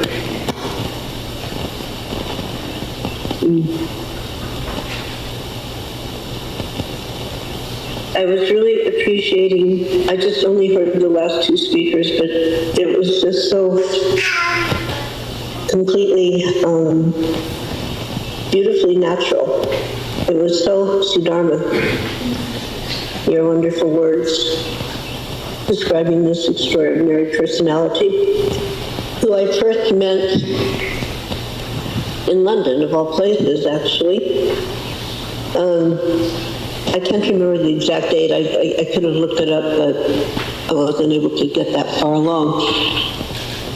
There was a celebration for the 50th anniversary in London. And Sudharma, who hadn't actively been part of the the London Foundation thing, she was the person who was totally organizing this whole show. And that was being held in Conway Hall, which was where we had our first major public events for Srila Prabhupada and with Srila Prabhupada. And I remember seeing this allure of person, and I saw that person. She was up in the balcony. She was up on the stage everywhere. And then I realized she had a baby. And the baby was, there. And in between going from one place to the other, she was checking in on this baby. And I kind of remember thinking, oh, I thought we weren't doing that, because that's how it was when I had my daughter. Like, she was just along for the ride, But Sudharma was just so good at everything she did, including being a mother on the go with this little baby. So, Sridhar Maharaj was the co-person on this situation. So I was meeting them both. And I couldn't really understand this amazing person. It was like, and I didn't know how to speak to her. I didn't know what to say to her. And I was like almost dumbfounded by her incredible energy and her attention to the detail and the care she was putting into every detail, including each person who came in front of her and to whom she had to interact with. And then time moved a little forward, and we were getting these in the mail. This is our temple was in Columbus at the time. We were getting these little magazines, little Pretty Lakshman magazines, Sudharma and Pranada. Pranada, the Zephyr, but Sudharma name was quite often there. And at that point in time, having just kind of re-entered this syndrome because my temple had been outside, it was associated with Vrindavan, so it was outside, and I had also been outside even more. So finding out that there were women who were actively engaged in engaging and in caring for other women in this movement was a real eye-opener and a heart-opener. And it's something that I could never have the ability to express in terms of my gratitude. But when I hear these other beautiful Vaishnavis speaking, I'm saying, yes, that's what I would say. Yes, that's what I would say. Much of the time, although I was always in appreciation and awe of Sudharma, I was not sure how to speak to her because it seemed like I couldn't speak at her level. She was such an intensely introspective person. And I don't know if she ever realized how far ahead she was of most of us in terms of that introspection. But I think that all of the ladies in this town, past, present, and going into the future, should know about Sudharma and the love and effort she put into recruiting that the women and the ladies in this town should have a place, and we do have a place, even if we have to fight for it sometimes. And Sudharma and Pranada, they were the ones who blazed the trail that opened the door for us to be able to serve equally and freely, even if it doesn't always feel or look that way. And I used to kind of jokingly call Sudharma, you're my spiritual science, you're my spiritual politics guru. Because of her, I took on this GBC Seva service. And she was the one who was really inspired me that, yes, maybe I should try that. It wasn't anything that I thought I had a capability to do at the time. It was just like, well, somebody has to do this. We found out we can do it. Somebody has to do it, or the moment will be lost. But Sudharma was the person who opened that door of reality for me. And she was one of the few ladies that I could actually speak to about what was going on and know that I wouldn't be misunderstood, and that not only would I not be misunderstood, she would understand it far better than I would or did. When you have a valuable jewel and it's misplaced, there's always a great feeling of loss. And Sudharma was a valuable jewel in the legacy of Srila Prabhupada. And I hope that more and more she will come to be known to those who did have the opportunity to meet her. Just like they've written books about certain wonderful devotees who have passed and gone, I'm hoping that the same will happen, that there should be a biography dedicated to Sudharma. So thank you very much. And I offer again my obeisances at the feet of all of you assembled there. Hare Krishna.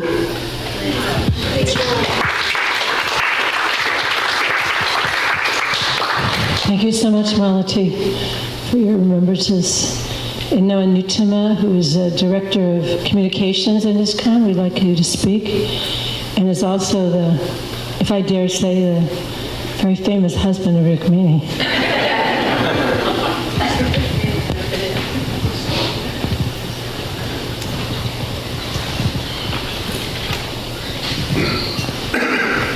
I'm not sure what these podium situations are. I've never seen one, but like there's 2 empty chairs in front of me. Can we?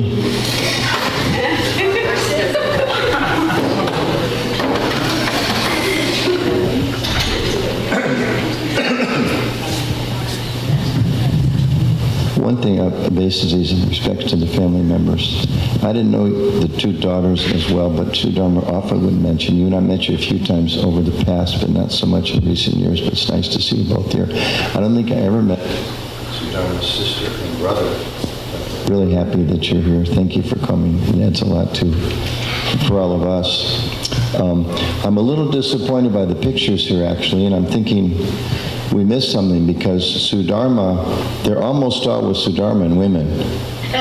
And I'm here to testify Sudharma interacted a lot with the men and had a lot of impact on the men. And we're seeing like a lot of the positive results of that today. So I kind of felt bad. I was like, well, where is she at the GBC meeting? Where is she at the North America meeting? Where is she, like, you know, strategizing with all the guys? So it's not there. So what's that? We need your picture. Yeah, okay. So, I mean, I didn't take a lot of pictures, so. Anyway, that did exist. Those times did exist. And let me just find my notes here. Okay. So I was thinking just like a valuable jewel, people appreciate it from different angles of view. So we heard Shruti Rupa talk about, you know, Sudharma with the reading the last 5.5 years and the wonderful offering you want to make and what a wonderful mother she was, different people reflecting on that. So I'm here to talk about Sudharma the activist, because that's the Sudharma that I knew, and that's the Sudharma that I want to talk about and glorify. First, I was really surprised. Raja said she wasn't organized and she really wasn't big on events. The Sudharma I knew was a super organizer and did fantastic big events. Now, when I would visit her house, I wondered if there was like different Sudharmas.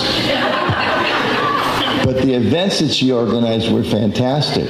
She really did. I mean, I knew Sudharma as like very intelligent, very well organized, and a very strategic thinker. And I mentioned this a couple times, but I remember one time asking her, Sudharma, like a lot of women seem to work well with women and men seem to work well with men. You work well with both. What's your secret? And she told me, she said, it's really easy. When I'm talking to the men, I say, what do you think about this? When I'm talking to women, I ask, what do you feel about this? And then everybody can communicate with me. And I didn't get it at first, but I mean, you know, I teach communication courses sometimes, and I use an example. I'll say to like a room full of men, I'll say, well, let's say whatever, you're in Mayapur, our, you know, one of our spiritual pilgrimage sites, and I say, hey guys, how do you feel about it? And the room goes like deathly silent. Because most men, not all of us, there's a few that are maybe a little more woken up, but sorry to use that term. Let's take away that term. More in touch with themselves. But generally, like men, it's like, how do I feel about you know, but they say, what do you think about Mayapur? Oh yeah, it's a great place. The kirtans are wonderful. It's nice to be reminded of Lord Chaitanya. They can like wax eloquently with that word to stimulate their thinking. So Sudharma knew how to make those connections. I really kind of was working with her in a lot of different projects. She was very involved in what was known as the ISKCON Foundation. Nobody's mentioned that at this point, which is an effort that went on for, I think, about 10 years to bring together people of means who were largely congregational members who had some ability, professional ability, financial resources to help push ISKCON forward, talk about what kind of things should we be doing doing as a society. She was very, very instrumental in that. I was trying to remember, she organized a bunch of dinners. They might have been for the, maybe somebody knows, were they Robin George fundraisers or the 30th anniversary fundraising? Remember? Pranada, remember? It was Robin George. Robin George fundraisers. I remember going to like a few of those. They were like, is this a Hare Krishna dinner? I mean, what are these tablecloths on the tables? You know, and there's chairs here, and you know, and is this a silverware? Do any people remember how to use that? I'm not sure. They were like really well organized, beautifully done, super well done. She was also, again, nobody mentioned this, maybe Bir Krishna Maharaj, I think I recorded. She was a North American officer for many years, and we kind of like exchanged seats a little bit. I know Ramapad Swami was chairman for quite some time. Bir Krishna Maharaj was chairman, and she and I were like vice chairman for, I think, again, somebody maybe look up there. I don't think the records are so good, but probably for like 10 years. 6? Only 6? She was only there for 6 years? Okay. I would say it seemed like 10, but not because it dragged, but because she was so good and she was so involved. Of course, as we've heard, she was the first women's minister, and she was highly respected amongst the North American temple presidents and GBC members because she was organized, she was articulate, she was intelligent, and she knew how to communicate so well with everyone. And she did, I remember that first, well, it was, I think, then Women's Ministry, now Vaishnavi Ministry conference that she organized in Los Angeles. I remember, too, when we first, Rukmini and I first moved to Washington, D.C., she was, I think, the assistant executive director for the farm animal reform movement. She was like, she's one of the first people I know that was an activist for devotee values outside of ISKCON. And it was really impressive that she was a very important part of their thing. I was actually thinking I should reach out to the director. I don't know if he's still alive, even to let him know. I'm sure he has many, many fond memories of Sudharma. But I also remember her telling me, the office is really uncomfortable. And I said, why? She said, because I like yogurt. And they're all vegans. And every time I get out a cup of yogurt, they give me a hard time. But she was there. They respected her for all the things that she was doing. And as a women's minister, she led the effort, as Rukmini read part of this, I'm going to read more, of the effort to have a women's presentation to the GBC members in the year 2000. And let's see, what I marked a spot, but now it's not there. Here it is. Okay. So I'm going to read the conclusion of this article. I'm not sure if it came across in the video. This is volume 8, number 1, June 2000 of the ISKCON Communications Journal. Published all the articles, the presentations by Vishaka, Sudharma, Sitala, Yamuna, Kusha, Sudamani, Sudharma, and Rukmini. This is the conclusion. I don't know who wrote this, but probably Sudharma made Pranada. So conclusion, and then I'm going to read the GBC resolutions that came out of it. It's relatively brief. The presentations published here led to the GBC adopting a series of resolutions, which we'll read, aimed at recognizing the value of women in ISKCON and ensuring their right to fully participate in the society according to their abilities and wishes. It is a significant point in ISKCON history. Again, this is 2000, which is painful to hear this was 2000, as you'll hear. It's 25 years ago. A significant point in ISKCON history, as it is here the first time these rights have been so clearly stated by ISKCON's governing body. It's very prophetic. The real test of ISKCON's will to rectify prejudicial behavior lies ahead. The GBC has apologized for its behavior and the behavior of the society at large, but how will the society at large respond to the call to provide, quote, equal facilities from the resolution, equal facilities, full encouragement, and genuine care and protection for the women members of ISKCON, end quote. The resolutions have been passed. Now it is time to see if they are taken to heart. The first signs were not too hopeful. Immediately after the GBC meetings, it was felt by many that as a sign of goodwill, a woman should be allowed for the first time to give Srimad Bhagavatam class in ISKCON's Mayapur temple, our international headquarters. The temple management was strongly opposing, arguing that it was against local custom. We hear that a lot. It was against local custom. Well, Hare Krishna. And would undermine ISKCON's status in its own spiritual heartland. The debate was long and is at times heated. However, the temple management relented and Vishaka Devi Dasi gave class. Rukmini's spoken a couple times. I was also there. Remember, Vishaka gave class, but when she sat down to give class, the microphone was missing. And I think the harmonium was missing, and et cetera, et cetera. So Bhakti Tirthamaj was there at that time, one of the GBC members. He stood up, as Rukmini describes it, some of her classes, like fire, and said, where is that microphone? I think maybe the seat was even missing. The book was missing. Yeah, giving Bhagavatam class, the book, where's the book? So he was like, he jumped up and, yelled at a few people who needed to be yelled at. And magically, the microphone appeared, the book appeared, and she gave a beautiful class, which I think it's recorded somewhere. So, reports indicate that some temples may be prepared to ignore the resolutions. Will these temples be held to account, or will they be each left to go their own way? Again, I'm reading this because Sudharma organized, a few of us helped. She organized having this presentation in front of the GBC in the year 2000. So this is the publication of all those presentations, the conclusion, and then the resolution. There will be dilemmas to confront in this process. Many inside an ISKCON and outside of ISKCON will be watching to see if these dilemmas are dealt with fairly and honestly, and I would add consistently.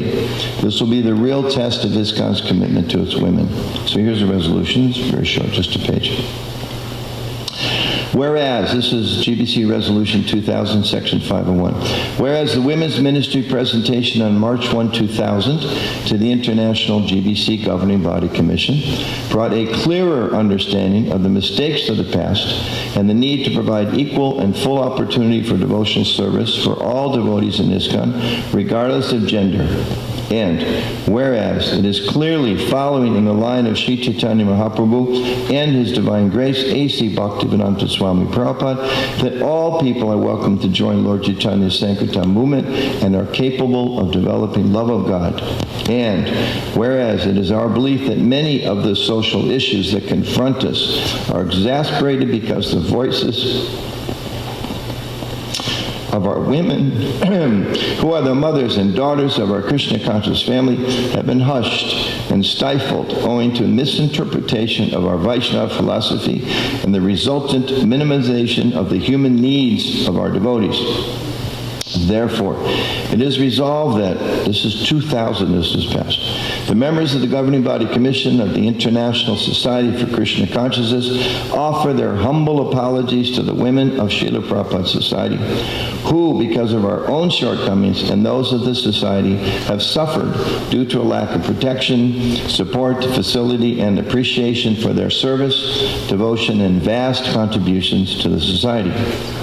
All GBC members and other leaders shall hold Ishtagostis in each of their respective temples to establish the priority of providing equal facilities, full encouragement, and genuine care and protection for the women members of ISKCON. Also, separate meetings shall be held with the leaders and women of each temple to address the women's needs and concerns. And all GBC zonal secretaries, temple presidents, and other leaders are requested, in coordination with the women's ministry, to invite senior devotee women, especially Srila Prabhupada's direct disciples, to visit their temples to provide their association and thus help training younger devotees. And then three more sections short. Section 618, women's participation. All ISKCON temples are to allow all qualified devotees, regardless of gender, to speak on Srimad Bhagavatam, Bhagavad Gita, etc. during the regular temple class. B, all ISKCON temples designate half of the temple room area divided from the center to the altar for the ladies, in other words, not the back, one side for ladies. C, if the management in a particular temple feels it is unable to implement these proposals, this was a concession we had to give. It was felt at that time. The Executive Committee of the GBC will appoint a small team of senior devotees, including women, to sensitively review the particular local situation. So this was the GBC resolutions, and this is an article I would suggest you all read, volume 8, number 1, June 2000, from the ISKCON Communication Journal, that she really helped lead. So just in final comments for Sudharma, my activist god sister, who was really a wonderful representative of women and the many contributions that they can make in our society, really knew in a sensitive way how to push the envelope. She, as several people have mentioned, she didn't push so far to push the reaction back, but she knew how to make things happen in a proactive way. And as we can see hearing from this, there's definitely been some backsliding in recent years. Don't need to discuss that, but a lot of the women and men here, I would request, let us continue to offer our appreciation and service to Sudharma by maintaining her energy of activism, Krishna conscious activism, and seeing that the things that she fought for continue to be put forward in the society for the equal protection opportunity of all devotees all around the world forever. Thank you. Sudharma Dasi ki jai. So next we call on Shesha Prabhu to speak. And I'm going to ask, there's so many people that would like to share. If we can just keep it under 5 minutes, so as many people as possible can share. And Shesha Prabhu has been on the GBC for so many years, taking a leadership position in ISKCON, and is very well respected for his humility and intelligence.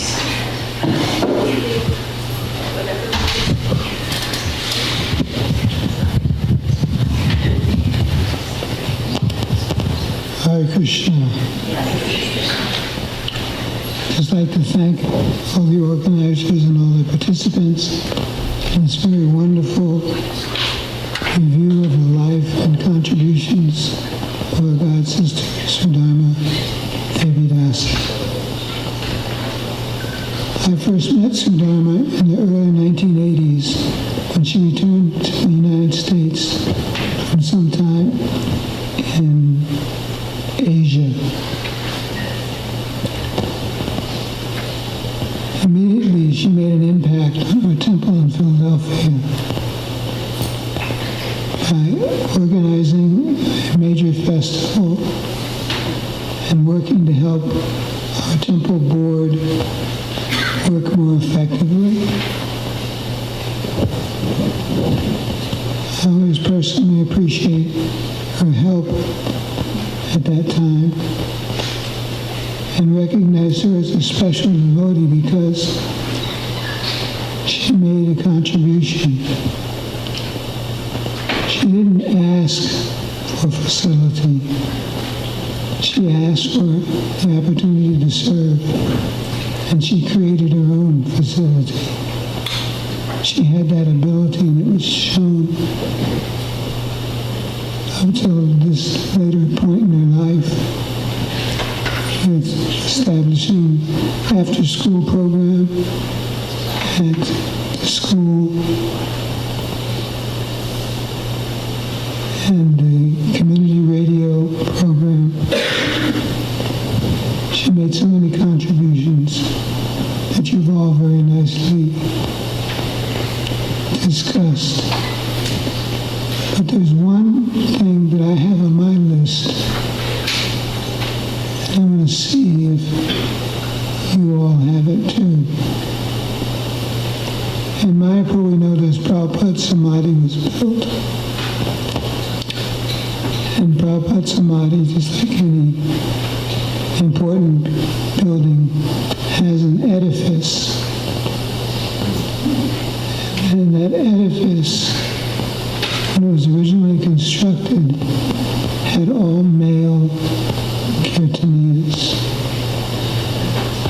Now somebody, I think Sudharma or the Vaishnava ministry, campaigned to change that. And if you go there now, you'll see that women, and I believe even children, are part of that edifice, which is supposed to represent Vaishnavas around the world. Consistent with what we're hearing here today, it's not surprising that the initial building had only male kirtanias. but it stands as a tribute to the work of Sudharma. And if anybody can specifically confirm for me that it was Sudharma, but certainly the Vaishnavi ministry led that change. It's a small thing, but if it's documented of the records of the Vaishnavi ministry, or the records of Srimad, that this change was made to give a more accurate presentation of who the Kirtanias were that built all these wonderful buildings in Mayapur. So if anybody can confirm that? Yeah, it was Sudharma. It was Sudharma. Yeah. So when we go to Mayapur now, we can remember Sudharma specifically. That's all. Hare Krishna. Thank you so much, Yesha Prabhu. Next, we'll be hearing on Zoom from Radha Dasi and then Garuda Das. Hare Krishna. Please accept my humble obeisance. And before you begin, I just want to remind everyone to keep it under 5 minutes. And that she is the now standing Vaishnavi minister. Okay. Thank you. You're an outstanding Vaishnavi minister. Thank you for joining us. Hare Krishna. Can I be heard? Yes. Very good. Yes. Please accept my humble obeisances. All glories to Srila Prabhupada, and all glories to Sudharma, whom I deeply, deeply miss. And I want to Vraja and Prema. Every time I spoke to her, she spoke about you.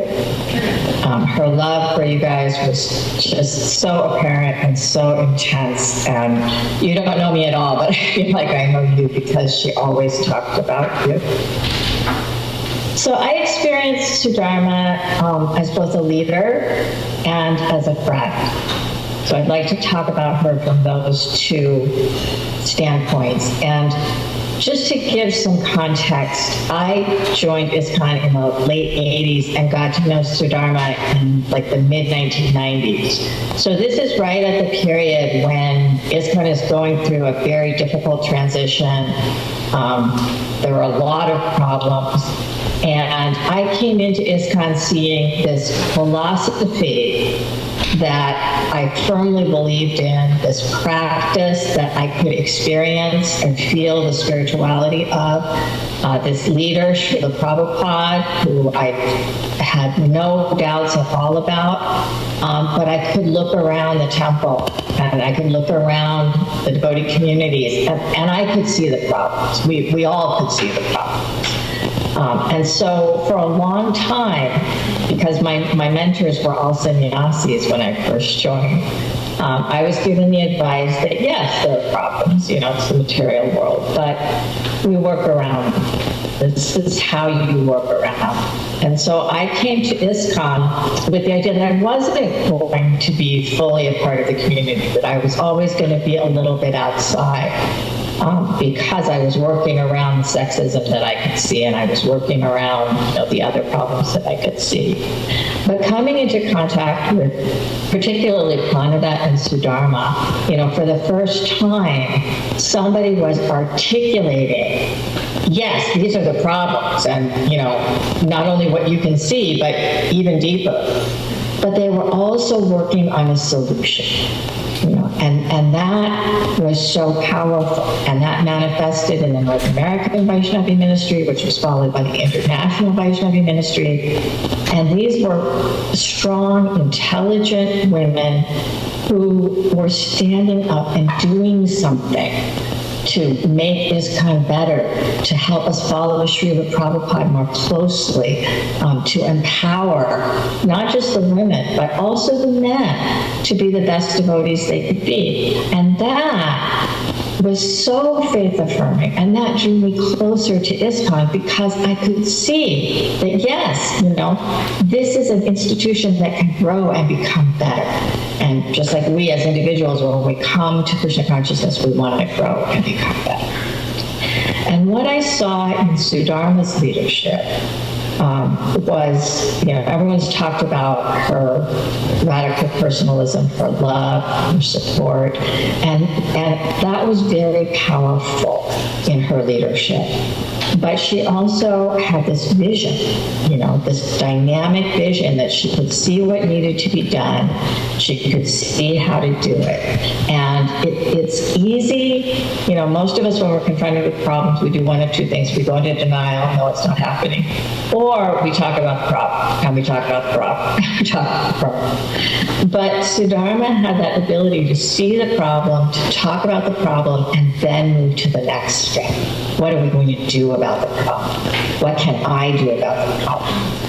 And added to that was her ability to empower others. And for me, in my experience of Sudharma, this was her superpower.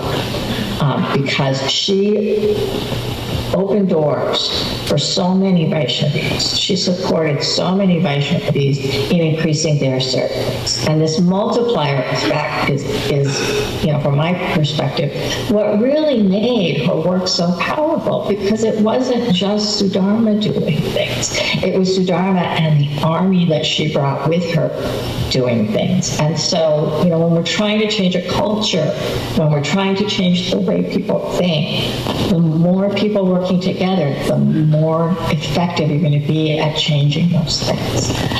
Sudharma's ability to bring people together, to inspire them and to empower them and help them to go out and do more service, to be more effective, is something that I can't underestimate. I can't overstate how important that is. And as others have mentioned, Sudharma didn't just work with the women. She worked with the men. And again, it was those relationships. Everyone who came into contact with her, as far as I can see, felt empowered by her. She approached everyone from the mood of, how can I help you increase your service? So it's not that she was coming and saying, you're doing this wrong, you're doing that wrong, you said this or that, you gotta change. She came, she was the fighter, she was the activist who led with love. So when she reached out to somebody to say, hey, there's a situation, what can we do about it? That person didn't have to feel attacked, didn't have to feel defensive, because Sudharma was leading with the heart. She was leading with love. And so that opened the door for people to work together to solve problems. Sudharma always came from the standpoint that individuals are valuable and important, right? She prioritized relationships over results. And I have to say, for me personally, that sometimes made it difficult for me to work with her, because I'm not naturally inclined that way. My mind is to think, okay, how can we organize this? What's the bottom line? What's it going to take? Let's get over the finish line. And Sudharma would constantly slow things down by insisting on checking in with people, asking about their feelings, asking about their lives, and I'm sitting here, hey, we're on a schedule.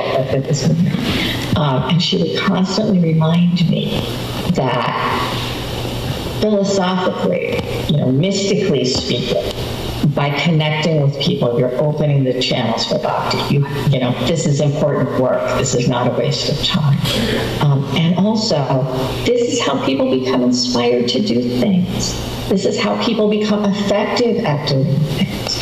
When we just look at the structure and the problem and the solution and what needs to get done, we're actually taking power away from people, and we are making them less effective. That's a lesson I'm still struggling to learn, but it's something that Sudharma never backed down from, even when I would complain and stomp my little feet that we needed to get things done faster. And I really want to take that lesson forward in this work that we are all doing.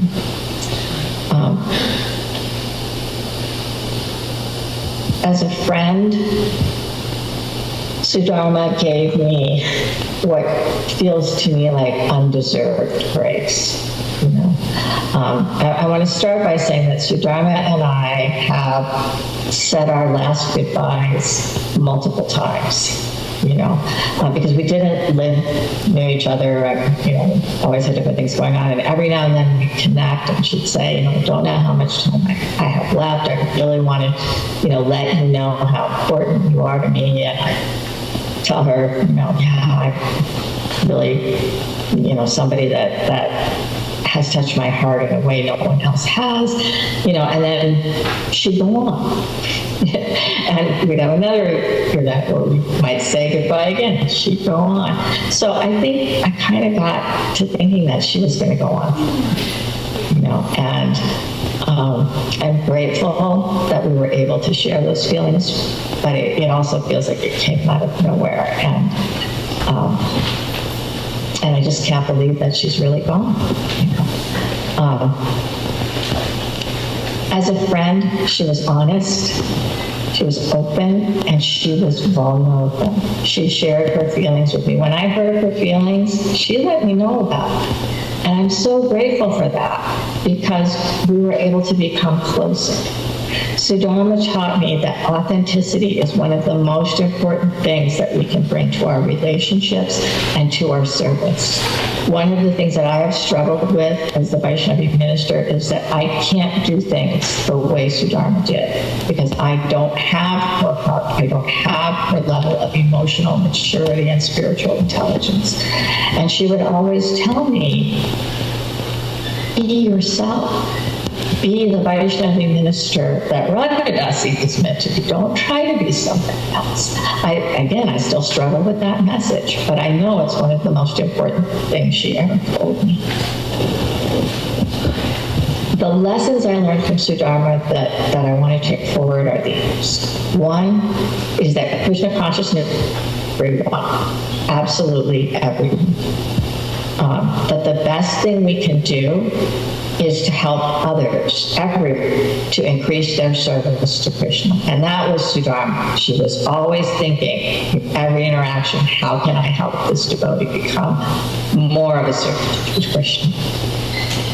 The third lesson I learned from her is that I have a role, I have a voice, and that's true for every single devotee in ISKCON. We all have a voice in helping each other go back to Godhead, in helping each other to serve Srila Prabhupada, and in helping Lord Chaitanya to share this message with everyone in the world. Everyone belongs, everyone's important, everyone has a voice. Number 4, she taught me that loving relationships will solve our conflicts and misunderstandings. I have a legal background. If you tell me something, my immediate response is going to be to tell you, 16 reasons with subheadings why you're wrong. And Sudharma would tell me repeatedly, that doesn't convince anybody. That's not how you solve conflict. Right? That's how you escalate conflict. As I said before, she came into her fighting, she came into her activism, but she came into it leading with love, leading with communication, leading with being willing to hear other people's points of view and take those into account. And last but not least, that everybody has something important to offer to Krishna. That when we shut the door on any devotee, we're depriving Krishna of a unique offering. And I'm praying to Srila Prabhupada, I'm praying to Lord Chaitanya that I can imbibe these lessons that Sudharma taught. And I'm also praying that we as a society, that her influence can spread, that her lessons can spread, because that's what our society needs right now. In the larger world and in our own society, there's so much conflict and polarization. And if we understood the lessons that Sudharma was teaching, we would be able to solve that. So, all the ways to Sudharma Devi Dasi. Hare Krishna. Thank you so much, Radha. Next, we'll be hearing on Zoom from His Grace Garuda Das, who is a professor and an author in ISKCON. And we're so happy to have you here. We're just trying to ask everyone to keep it at 5 minutes because we have so many other people to speak. Thank you. Hare Krishna. Can everyone hear me? Yes. I hope? Yes. Oh, good. Okay, good. With that assurance, I want to offer my heartfelt pranams to all Vaishnava gentlewomen and gentlemen. I knew Sudharma back, I think, in 1983, when Braja was only 1 year old.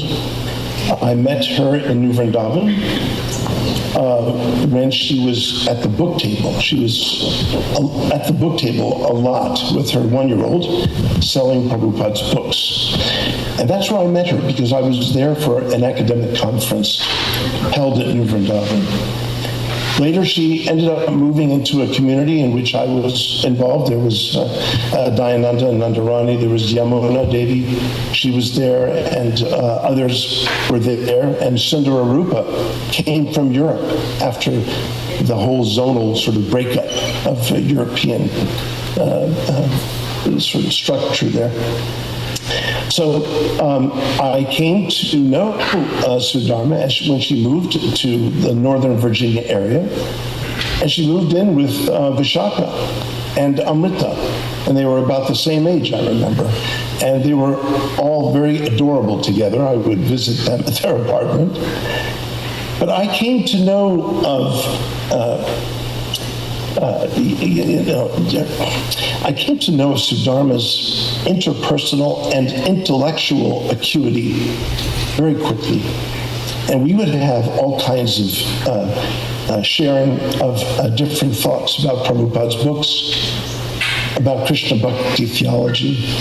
And I was just amazed at her level of sensitivity, intellectual soundness, and later we would continue this relationship on as we moved in different directions. Sundararupa and Sudharma asked me for my blessings for them to get married. Sundararupa at the time was a sannyasi about several months earlier. And he told me he wanted to be married and did not want to continue in the sannyasa ashram.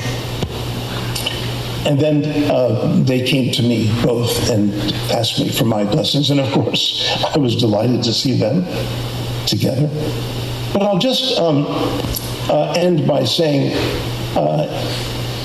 I recently wrote an article for ISKCON Communications Journal titled From the Darkness of Lust to the Light of Love, interpreting Srila Prabhupada's challenging passage on rape.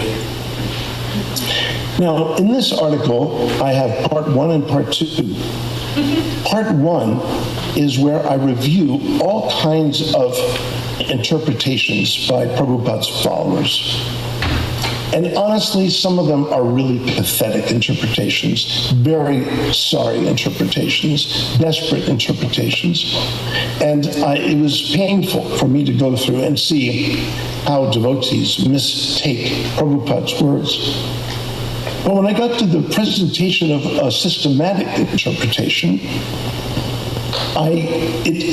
Sudharma's words were the only words I quoted in that second section. Why? Because she had the ability to articulate things very, very carefully and sensitively. I'll read the couple of sentences that I quoted in my article. Srila Prabhupada is making these statements not to ridicule, subjugate, demoralize, or compare the sexual interests of men and women. Rather, out of mercy and pain for the suffering of the living entity, he is simply stating what the soul is enduring with an aim to cutting the knot of material attachment. And from there, I went further into Prabhupada's doctrine of love of God. So this is how much respect I have for Sudharma. I'm extremely picky about whose words I quote in building my own understanding of Prabhupada's words. And I had no problem including hers. I've always appreciated her deeply. I've always had a lot of affection for her. And I hope that wherever she is, that she can continue to receive my appreciation and affection. Thank you so much. Hare Krishna. Thank you so much, Guru Prabhu. Next we'll be viewing a video clip with Srila Dasi live from Mayapur. And we're trying to keep it like 4 minutes, Srila, if that's possible. Not live, this is a video. Oh, it's a video.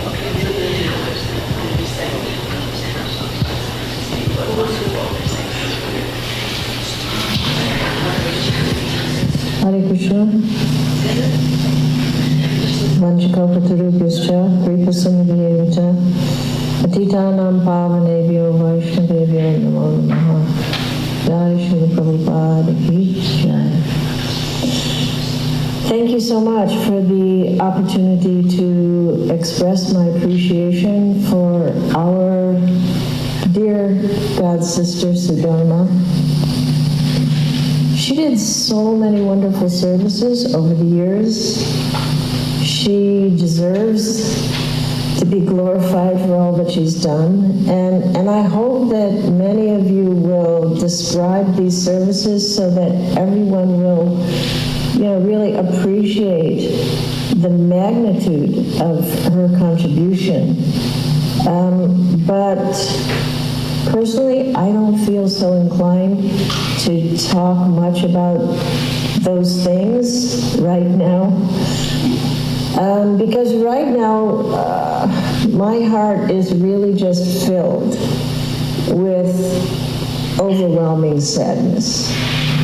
I just can't seem to get past that incredibly sad feeling of losing a dear friend. So I'm just feeling my own loss right now. I know it's totally selfish sadness, and eventually I will focus more on being happy for her, that finally, the physical suffering she endured for so long with dignity and acceptance is now over, and that she has certainly moved on to a very bright destination. But at the moment, I'm in lamentation mode, because in our lives, we have many people we know, many acquaintances, so many, but an intimate friend is rare. To have someone in your life that you fully trust and who who will really listen with interest and attention to whatever you want to share, and who will openly and honestly respond, and who will always try to see things in light of our spiritual progress, and who genuinely wants to help. Such a friend, it's not always easy to find, and it is a real blessing. And Sudharma, she was that kind of friend, very substantial friend. Even though we didn't spend that much time together. Long ago, when she came to Mayapur for GBC meetings, she would sleep on a mat on the floor in my room, and sometimes we'd go to the Ganga together. But, really, over the years, we didn't spend that much time together. Sometimes we wouldn't connect for even a year or more. And then we would suddenly have, a barrage of communication back and forth. And it was always as if no time had passed, and we could totally relate to each other. So, it's not the amount of time we spend together that creates intimacy. It's our shared experiences, our connection with Srila Prabhupada, and the ability and willingness to relate with total openness and honesty. And that creates an intimate connection. And that is actually beyond time and space. It's a very special bond of shared experience that very few people in the world can understand, can comprehend. And it is not mere sentiment, but an important aspect of bhakti, as shared by Srila Rupa Goswami. Dadati pratignati guyam akita pruchati bhunte bhojayate chaiva sadvidhim priti lakshana. Love shared by one devotee and another. So the older I get, the more I really appreciate that one of the greatest treasures Srila Prabhupada has given us is loving relationships, Vaishnava relationships. It is what has helped to sustain and nourish me through decades of sometimes challenging, difficult times. But we can survive and even thrive if we have the company of such friends like Sudharma. It's not a small thing, it's a great blessing. And so I thank her so much for her presence in my life. And one of the things that I loved about Sudharma was her constant and intense desire to make things better for others, especially for the ladies in our society. And she wasn't one to whinge or complain about things. She was one to dig her heels in and get to work and work tirelessly in this way, being willing to do anything and everything she could to help, especially her god sisters. So, she was a warrior, always fighting for the benefit of others, but she was not a self-righteous, embittered, or angry warrior. Although she suffered her share of hardships in her life, she was not resentful or vengeful. She just continued to work towards making things better in a gracious way with a kind heart. And she really sincerely just wanted us to love and appreciate each other more. And during the time she was involved on a GBC level, she was able to bring difficult conversations to the table. She was a strong woman, which unfortunately is not always appreciated in a male-dominated hierarchy. But she never seemed to be intimidated, manipulated, or easily sidetracked from trying to move the conversation forward in a positive way with a firm conviction that all voices should be heard and that a Vaishnava society should be fair and kind. And she could really hold her own ground. She could stand firm, but not in a heavy or aggressive way, but with a positive spirit, conviction, determination, grace, humility, and often humor. And, these unique characteristics empowered her to assist in making significant improvements in our society. So, we all owe her a debt of gratitude. And she was a great friend and a great soul. And I will really miss our talks. Hare Krishna. Thank you so much, Sujata. And next we'll hear from Damayanti.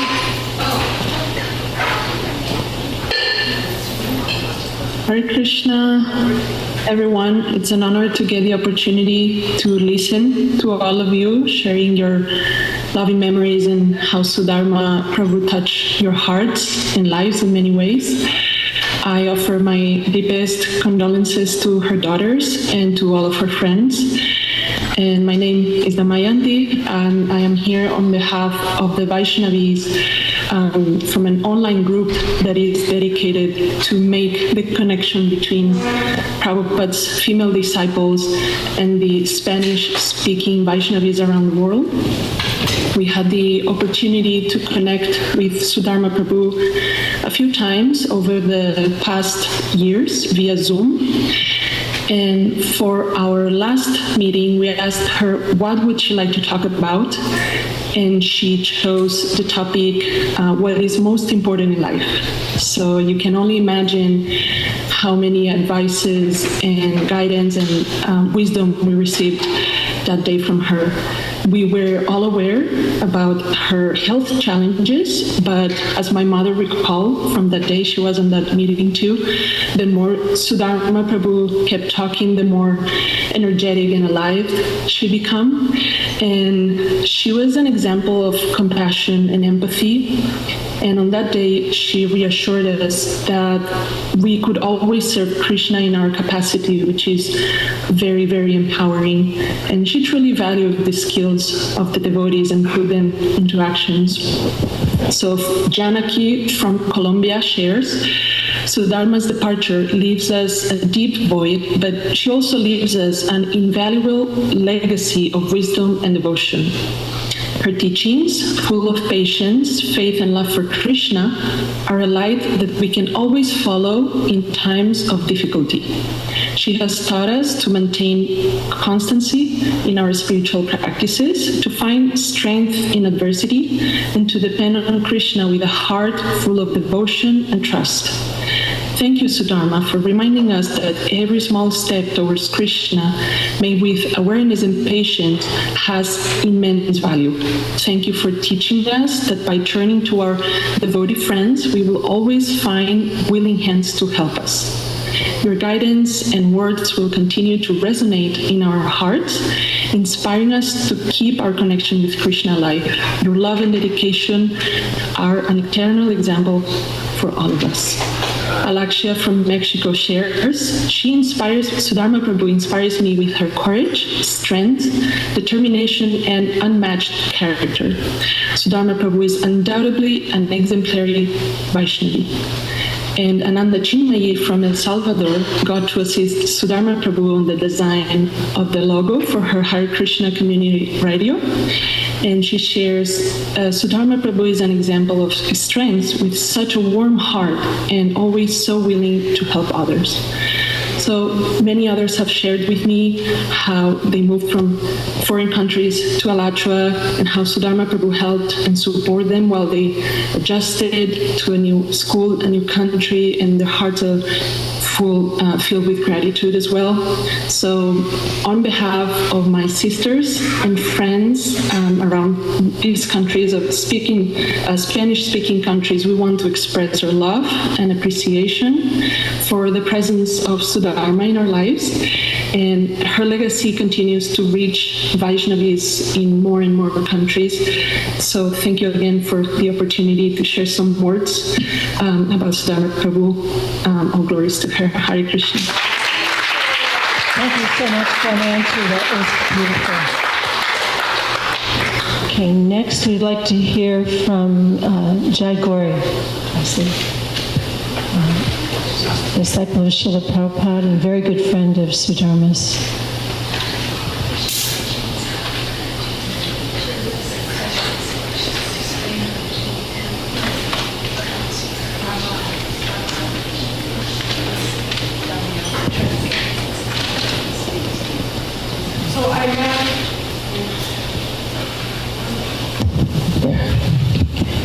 I met Sudharma way back when she was at a foundation. So I was working, her office was her house. And Raja was there, little girl. I used to bring my son to play with Raja. And Prema was just a baby. She was like in a crib. And Sudharma had this whole operation. And I remember that she felt very hurt when she spoke with Danuttama. I remember that. And so from there, Sundara Rupa and Sudharma, they were personal friends, so they used to come over to my house for the weekend, so we'd swim in a pool and have some time together cooking, and Sudharma was a wonderful cook. She knew how to make these sweet and sour vegetables that were like heavenly. And besides that, we had some memorable trips together. And with Nanda and Sudharma and I, we went camping up north in the mountains. And so we were camping in a cabin and with waterfalls. We were in the forest, walking in the forest. And then we went whitewater rafting. Imagine, the three of us. We went down the river, very energetic. So she was like super fun to hang around with. And she loved to swim. We used to go to the Bowl Springs here and just do laps, just keep swimming, because she was a wonderful swimmer. I think she swam in school. She was in a swimming team.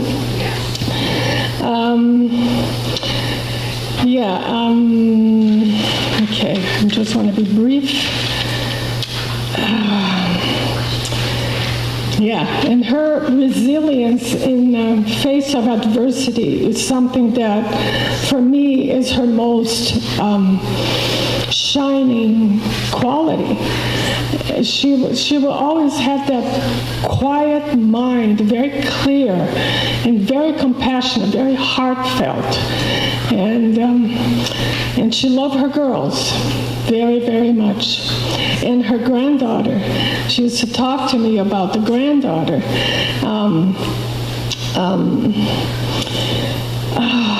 So we became personal friends way back when. So she always called me because she always liked to communicate. And luckily, she called me the night that she passed away. We were on the phone for an hour, from 8 to 9. And so so we've shared everything. I'm very grateful that we were able to say, I love you. She said, I love you, Jayagori. I said, I love you, Sudharma. That was our last words to each other. And so I am very sorry for your loss, Raja and Prema and your sister. I know about you as well. And she talked. And you're her husband? You're the brother. Oh yes, the brother. I know some stories about you guys. It's always. She was always with a heart. Her heart was in the right place. Let me see if I missed anything.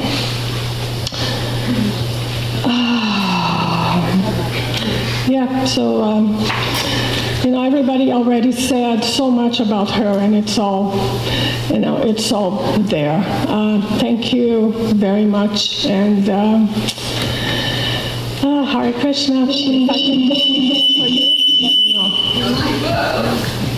If I can do anything for you, let me know.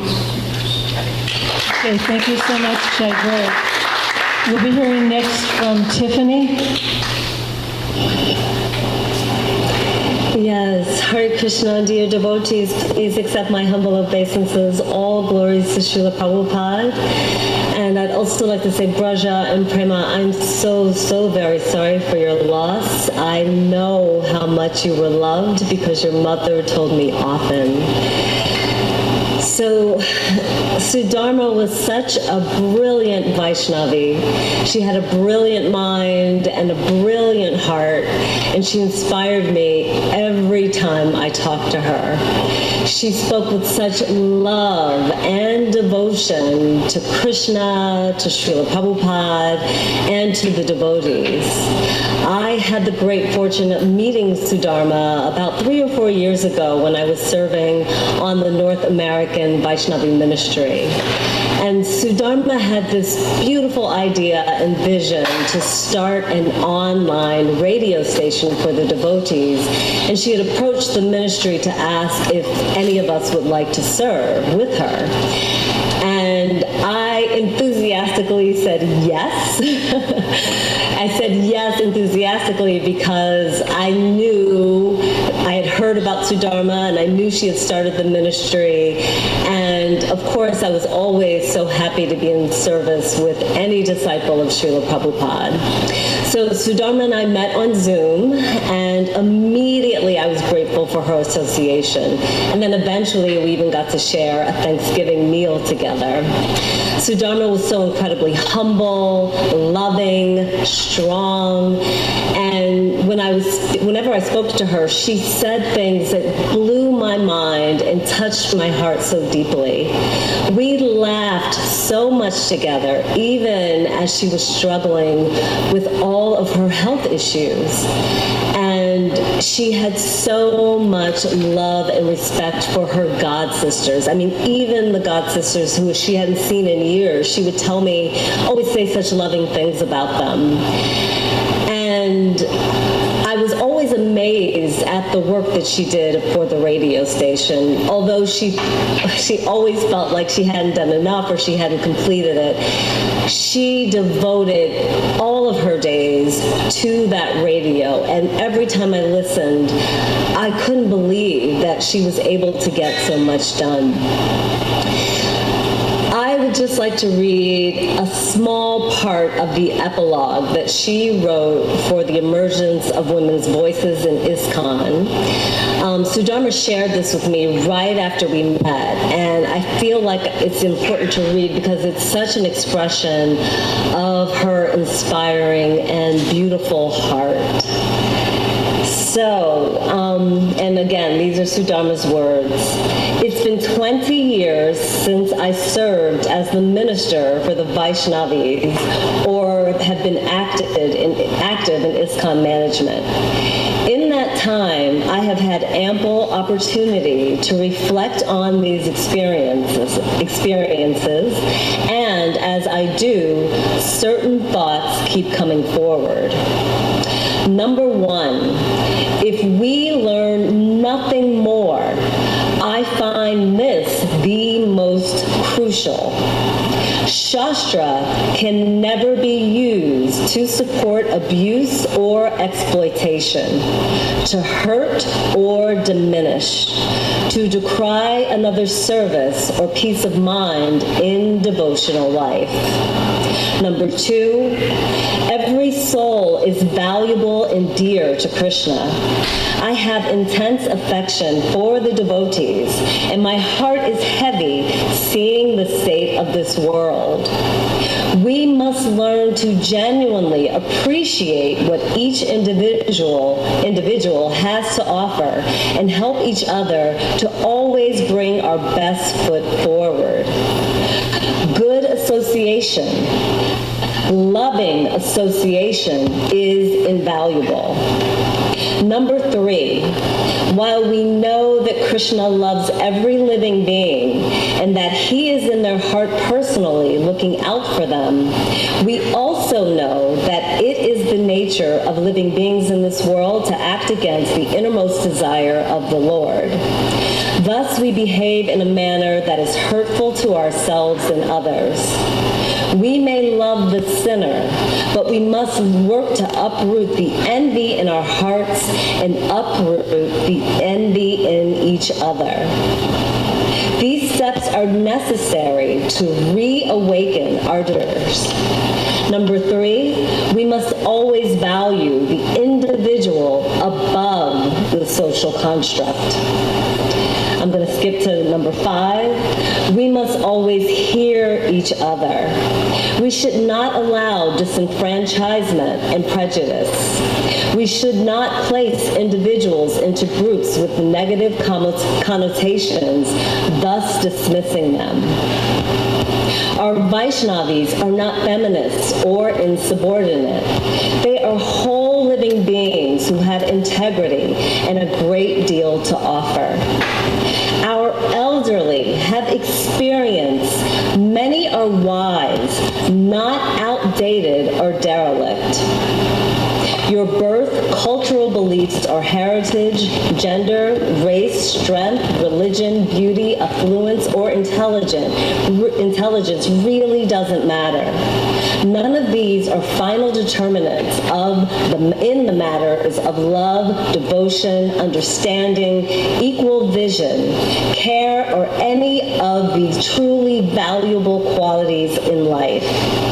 Your own strength, culture, religion, and intelligence increases when we value each other. And the final part that I'll read is number 6. There is strength in devotional femininity. This is not the power of female over male's desires. Rather, it is the strength of universal motherhood. It is the power of an internal knowing nature that accounts for a loving understanding in the heart. This is not a strength achieved by removal or denigration. Rather, it is a strength given in exchange for love and support. So again, I just want to say I'm so very sorry to Braja and Prema and to the rest of Sudharma's family, her biological family, for such a loss, and of course to all of us in her devotional family. I have no words for the absence that I feel, the emptiness that I feel after losing her, and I know that many of you feel the same. Hare Krishna. Hare Krishna. Thank you so much, Tiffany. That was beautiful. And next, we'd like to hear from Nanda Dasi.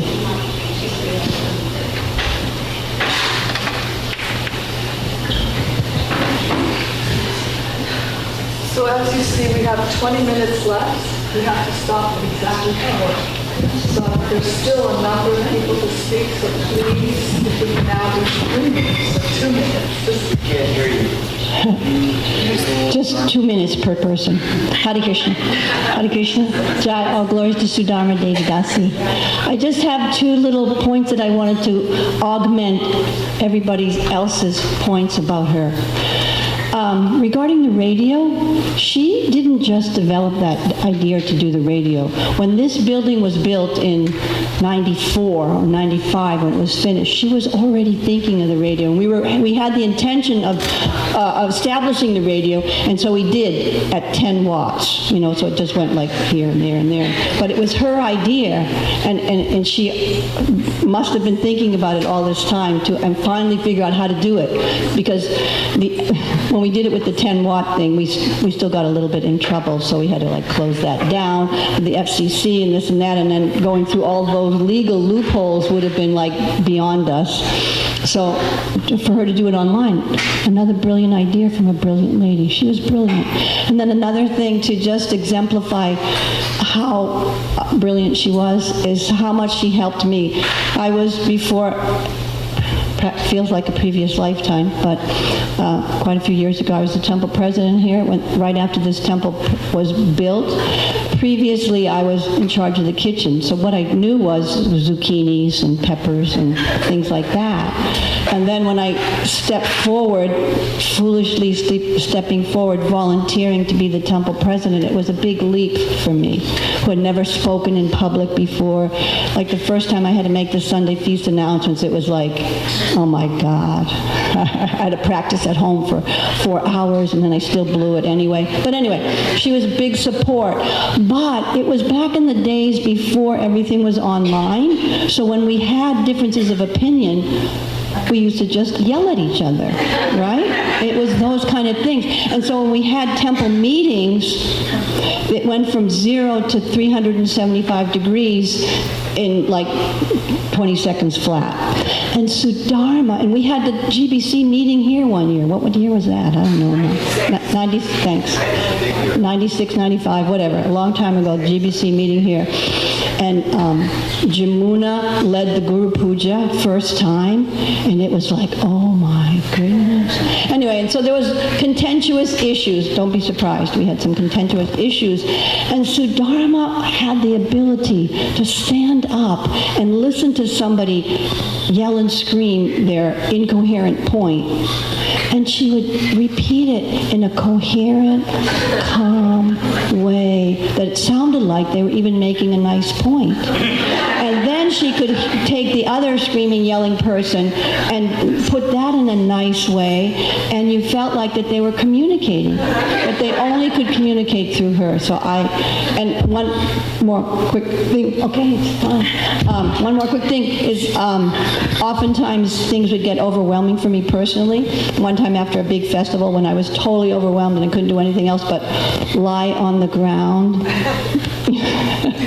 Sudharma came and lied next to me and said, it's okay, Nanda. Everything's okay. Everything went really well. Thank you, Sudharma. Hare Krishna. I can go. Thank you so much, Nanda. Next, we will hear from Ranga Dasi.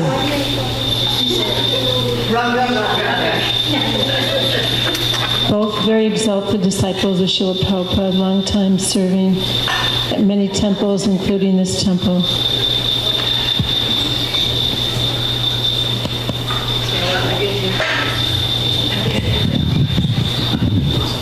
Jai Sudharma, amazing, amazing devotee. I can imagine how proud Srila Prabhupada is of Sudharma. She followed him with his compassion and love. How else could she have done all those things without compassion and love? The tremendous amount of difficulty she faced, the beautiful daughters she raised, family. I would love if you spoke and told us some childhood pastimes of Sudharma. I don't know a single one. I know very few myself. I was 5 years old when she left home. Oh, 5 years. And you? Yeah, we were a year apart. You're a year apart. Oh. Anyway, you girls need anything, just call me or let Pranada know. Okay, I don't live but down the road. So I wanted to say a little something about the radio station. I was sitting in the radio station one day with her, and she was explaining to me what exactly she wanted to do with that radio station. And I realized at that time that Sudharma is not a woman or a person with any prejudice at all. She just wasn't prejudiced. She was open-hearted. She loved everyone. She wanted to give herself to a better world. She said, I want to have a big variety of music because there's a big variety of people that I want to listen who can get a little drop of Krishna in their lives. That was her motivation.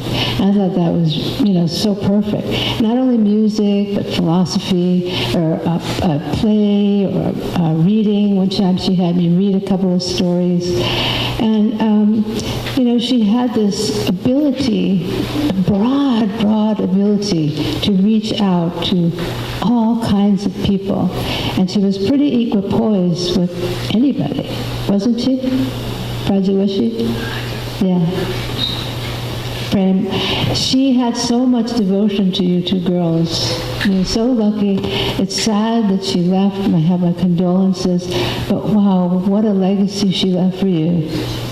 A strong person to follow in every single way. Hare Krishna. Well, thank you so much, Ranga. Next we'll be hearing from Janava.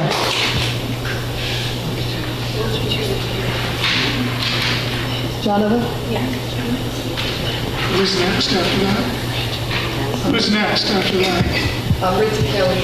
Hare Krishna. I just wanted to share a really nice story that echoes some of the points that have been made here today.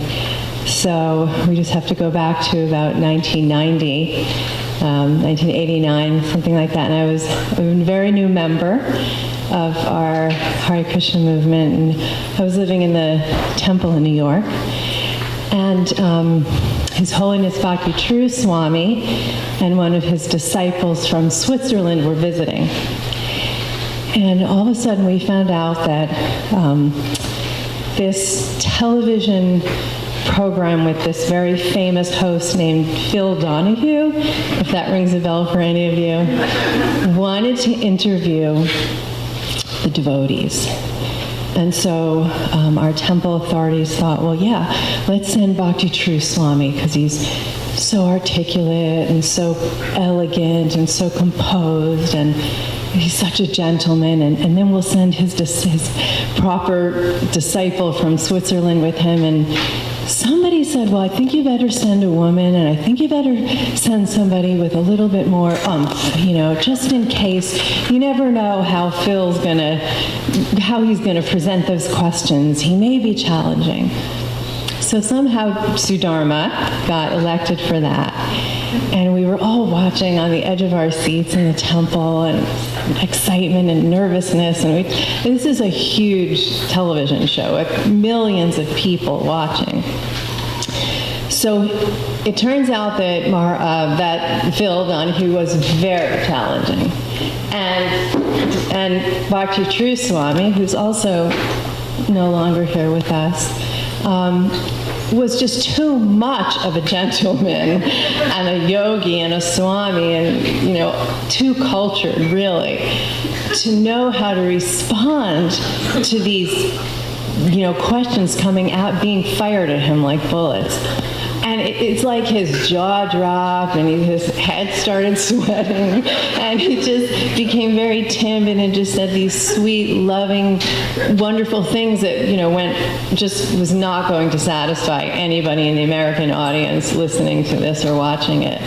And then Phil asked the disciple, and the disciple was very, very new in his devotional life. So every answer was just kind of, like the parrot, but didn't quite have the effect that it should have had. So we were all sweating too, and our jaws are all dropping. We were just wondering what is going to be the fate of this potentially amazing interview.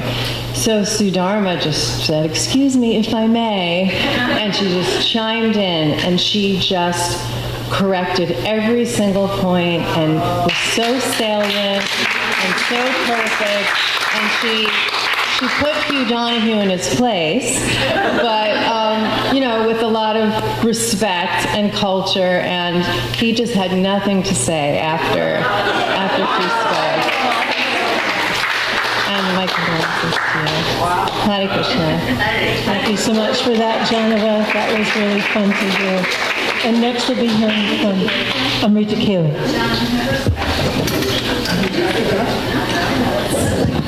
Hare Krishna, my obeisances to all of you, and my love to you both. It's such an honor to hear from you and meet you today. And to you as well.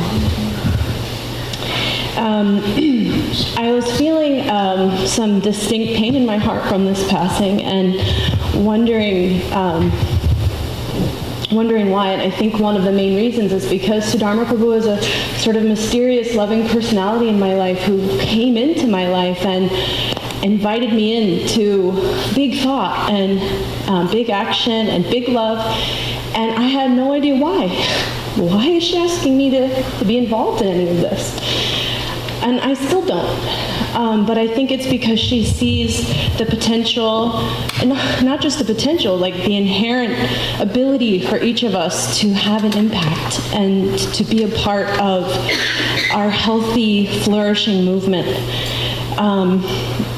I have had some beautiful experiences with her doing homework for the Vaishnavi ministry for a short period of time when I was young, and I'm so disorganized, and even then. But what I got to do was look through all of Srila Prabhupada's letters about everything that he wrote about Vaishnavis, or anything regarding women, at such a pivotal time in my life when I was living in Jacksonville. And then having meetings about the radio and understanding that I didn't get it. She was so passionate about this radio, but what I see now is that not only is she's preaching around the world like she did when she was younger, she's engaging all of us. She's saying, get creative, do whatever you want to do on the radio, own it. And also, it's a platform of love. That was her biggest thing, was that this radio is healthy, and it sends a message to all newcomers that everyone can take part in Krishna consciousness. Everyone belongs here. Two things that I have distilled from hearing from her loved ones today that has been really healing and insightful for me. How healthy is the movement that we are inviting people into? And so not only are we taking the responsibility and the joy of inviting people into Srila Prabhupada's movement, but we have to ensure ourselves that it's healthy. How can we do our part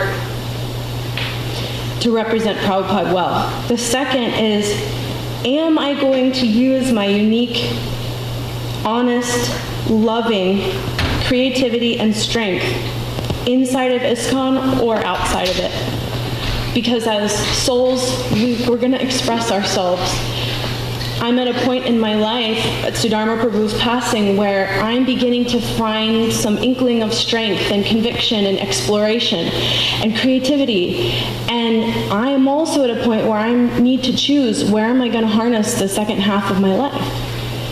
And I feel that this has provided a very unexpected invitation to really ask myself, where am I going to put my contribution to life?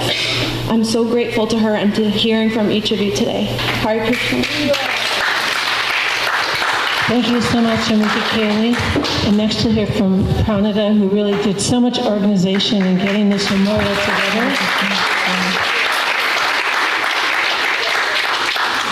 Thank you, everyone, for coming. It's been really beautiful to take this time to really think deeply, remember Sudharma, just such a beautiful person. And we don't have a lot of time, so I'm not going to share some of the things I was thinking of sharing. We heard, I think everyone pretty much covered, her piercing intellect, her depths of personalism, and it was astounding to watch up front. And to be, in her presence. She was a very unique and treasured person. I will say just something about our relationship toward the end. I mean, I met Sudharma, I guess it was maybe 85, but then in 1988 we began to work together. And then from that time on, I was either serving with her or engaged with her in different ways. And, also Sita said, you meet there's certain kind of people that are extraordinary in your life, and Sudharma was that for me. So I will deeply miss her. I would just share, because she was so sick in the last few years of her life, she was basically housebound. And because I've been basically housebound, we used to share notes about what it means to age, grow sick, and come closer to dying. And it's a very different experience. Life is very different when you are bedbound and housebound. It's not like the life, like you're watching life go by and you're inside and it's very, very internal. It's very quiet. It's extremely demanding on the self to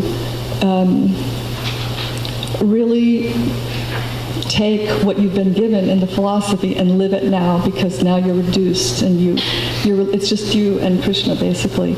And we would have conversations about how we were watching other people's lives go by and things happen, and how we had been kind of like removed from things and were in a very quiet life. And she would always say, I'm just so content. I'm so peaceful.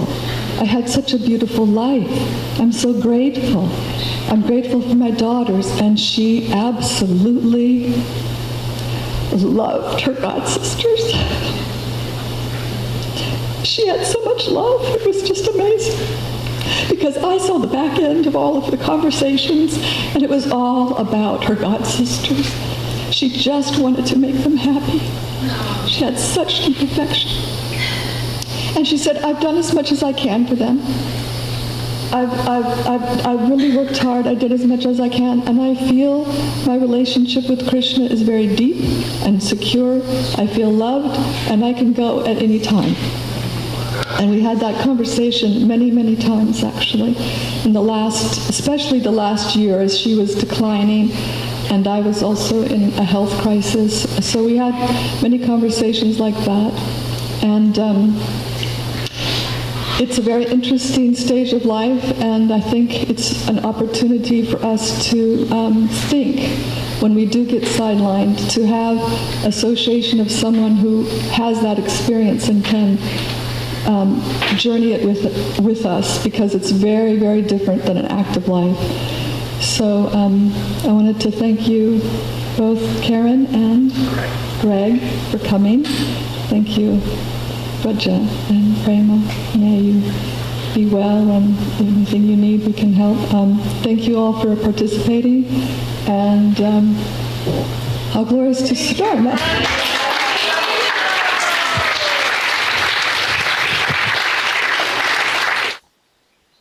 Namam Vishnu Padaya Krishna Pristaya Bhutale Shrimati Bhaktivedanta Swaminiti Namani Namaste Saraswati Deve Gauravani Pacharni Nivashesha Shunyavadi Paschatya Deshatarni. All glories to Srila Prabhupada.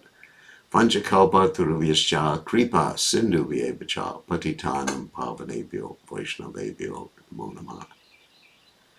I offer my obeisances to Her Grace Sudharma Prabhu, who was a pioneer in ISKCON in establishing the right of Vaishnavis to take the top leadership positions within Srila Prabhupada's society. I was fortunate enough to work with her for many years on the North American Executive Office. I have to admit, frankly, that in many ways she was the brains behind the operation. She was expertly coordinating and communicating with the North American leaders. In addition, she was the organizer for our North American meetings. She never asked for anything for herself and gave herself to the Vaishnavas compassionately, considering the devotees' needs before her own, always considering herself a servant of His Divine Grace, Srila Prabhupada. Her dedication and love for Srila Prabhupada and his mission inspired me in my service. She did not get discouraged by those who tried to place stumbling blocks in her service. Her life of service should serve as an inspiration and example for all of us. It is certain that her service to Srila Prabhupada will continue eternally. All glories to Her Grace Sudharma Prabhu. Hare Krishna. My dear Sudharma, please accept my humble obeisances. All glories to our beloved Srila Prabhupada. I want to thank you with all my heart for the love, affection, guidance, and wisdom you have shared with me all these many years of our sisterhood. You have been a true friend, one of whom I could always count on during challenging times. I'm so grateful for that. In 2003, when the Care Committee outreach was started, you helped to guide me with its organization, as well as the legalities of creating it as a nonprofit organization. You had the idea to create CARE's first fundraiser, which helped to get the project off the ground. You always were there to help others, whether it be the CARE Project, Balavanta's political campaign, the women's ministry, your after-school program, or your radio show. You did so much valuable service to help Prabhupada's mission, and yet remain so humble in heart. You always had a yearning to spread Krishna consciousness, and I would love talking with you about ways to expand your radio show. Yet, on an even deeper level, I'm so grateful for all your encouragement and advice in my own devotional service. You set such an outstanding example of acceptance of the Lord's will to me and others. You practice the serenity prayer, accepting the things you could not change, taking the courage to change the things you could change, and the wisdom to know the difference. We shared both the serious and fun side of life together. Thank you so much for all the fun times. Thank you for enriching my life and this world by your saintly presence. With much love and gratitude, Balavi. My obeisances to the assembled devotees. I would like to share a few words in appreciation of our dear sister, Her Grace Sudharma Prabhu. Over the years, each time I connected with her again, her warm and generous spirit reached out to me so that I might feel welcomed and also connected to Srila Prabhupada and his mission to save the fallen souls in Kali Yuga. Sudharma's consistently humble demeanor masked the depth and breadth of her impressive service to ISKCON and the Vaishnav community.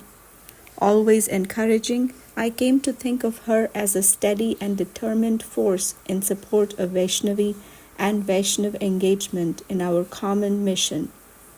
Kind of like a glacier, undramatic yet unstoppable in its movements, never expressing resentment or impatience in the face of significant obstacles, she remained a model of straightforward support and decorum. Even in ill health and frailty, Sudharma Prabhu found a way to serve the Vaishnavas and Krishna. I am forever touched, inspired, and eternally grateful for her example and association. Your humble servant, Kanti Dasi. Thank you. In honor of Sudharma. I always respected Sudharma for her high intelligence and her deep-rooted desire to help and uplift others. Her understanding of philosophy was extensive, not just theoretical. She visualized different subjects with a broad perspective and always with a purpose to benefit others. Sudharma was logical, practical, and kind. We often shared many philosophical conversations, and I always walked away with a deeper awareness. She was especially passionate about improving the disparaging attitude towards women, which was mistakenly indoctrinated into the ISKCON society. I have to mention this here because fixing this problem was her life's legacy and mission. We often discuss the unfortunate circumstance of how a society that follows a spiritual philosophy that is supposed to be steeped in personalism, with bhakti, love, and mercy at its very core, could have a high rate of judgmental attitude towards others, even mistreating its own children and women members. Sudharma took it as her mission to awaken us with a broader sense of respect and kindness toward one another. Men, women, and families benefited when she helped to establish the Women's Vaishnavi Ministry. Always an advocate for peace and cooperation, she recently told me how her wish was that both men and women members would work together more diligently towards radical personalism. She knew that this would correct and fulfill the purpose of the Krishna conscious mission for future generations. Sudharma's devotion to Srila Prabhupada's teachings was obvious in her everyday life and breath. Even when she became very ill, she single-handedly established a radio show, working late through the nights to create interesting devotional programs to broadcast joy with spiritual meaning. Sudharma was not envious of what others had. No matter how ill she felt, she always expressed how grateful she was for everything in her life. She was self-satisfied and happy with very little because she greatly valued her internal relationship with the Lord. I hope I can emulate her attitude of gratitude and her personal concern for equal opportunity and inclusiveness for Vaishnavis in Srila Prabhupada's mission. Sudharma, I thank you for being my good friend. Ananga Manjari Devi Dasi.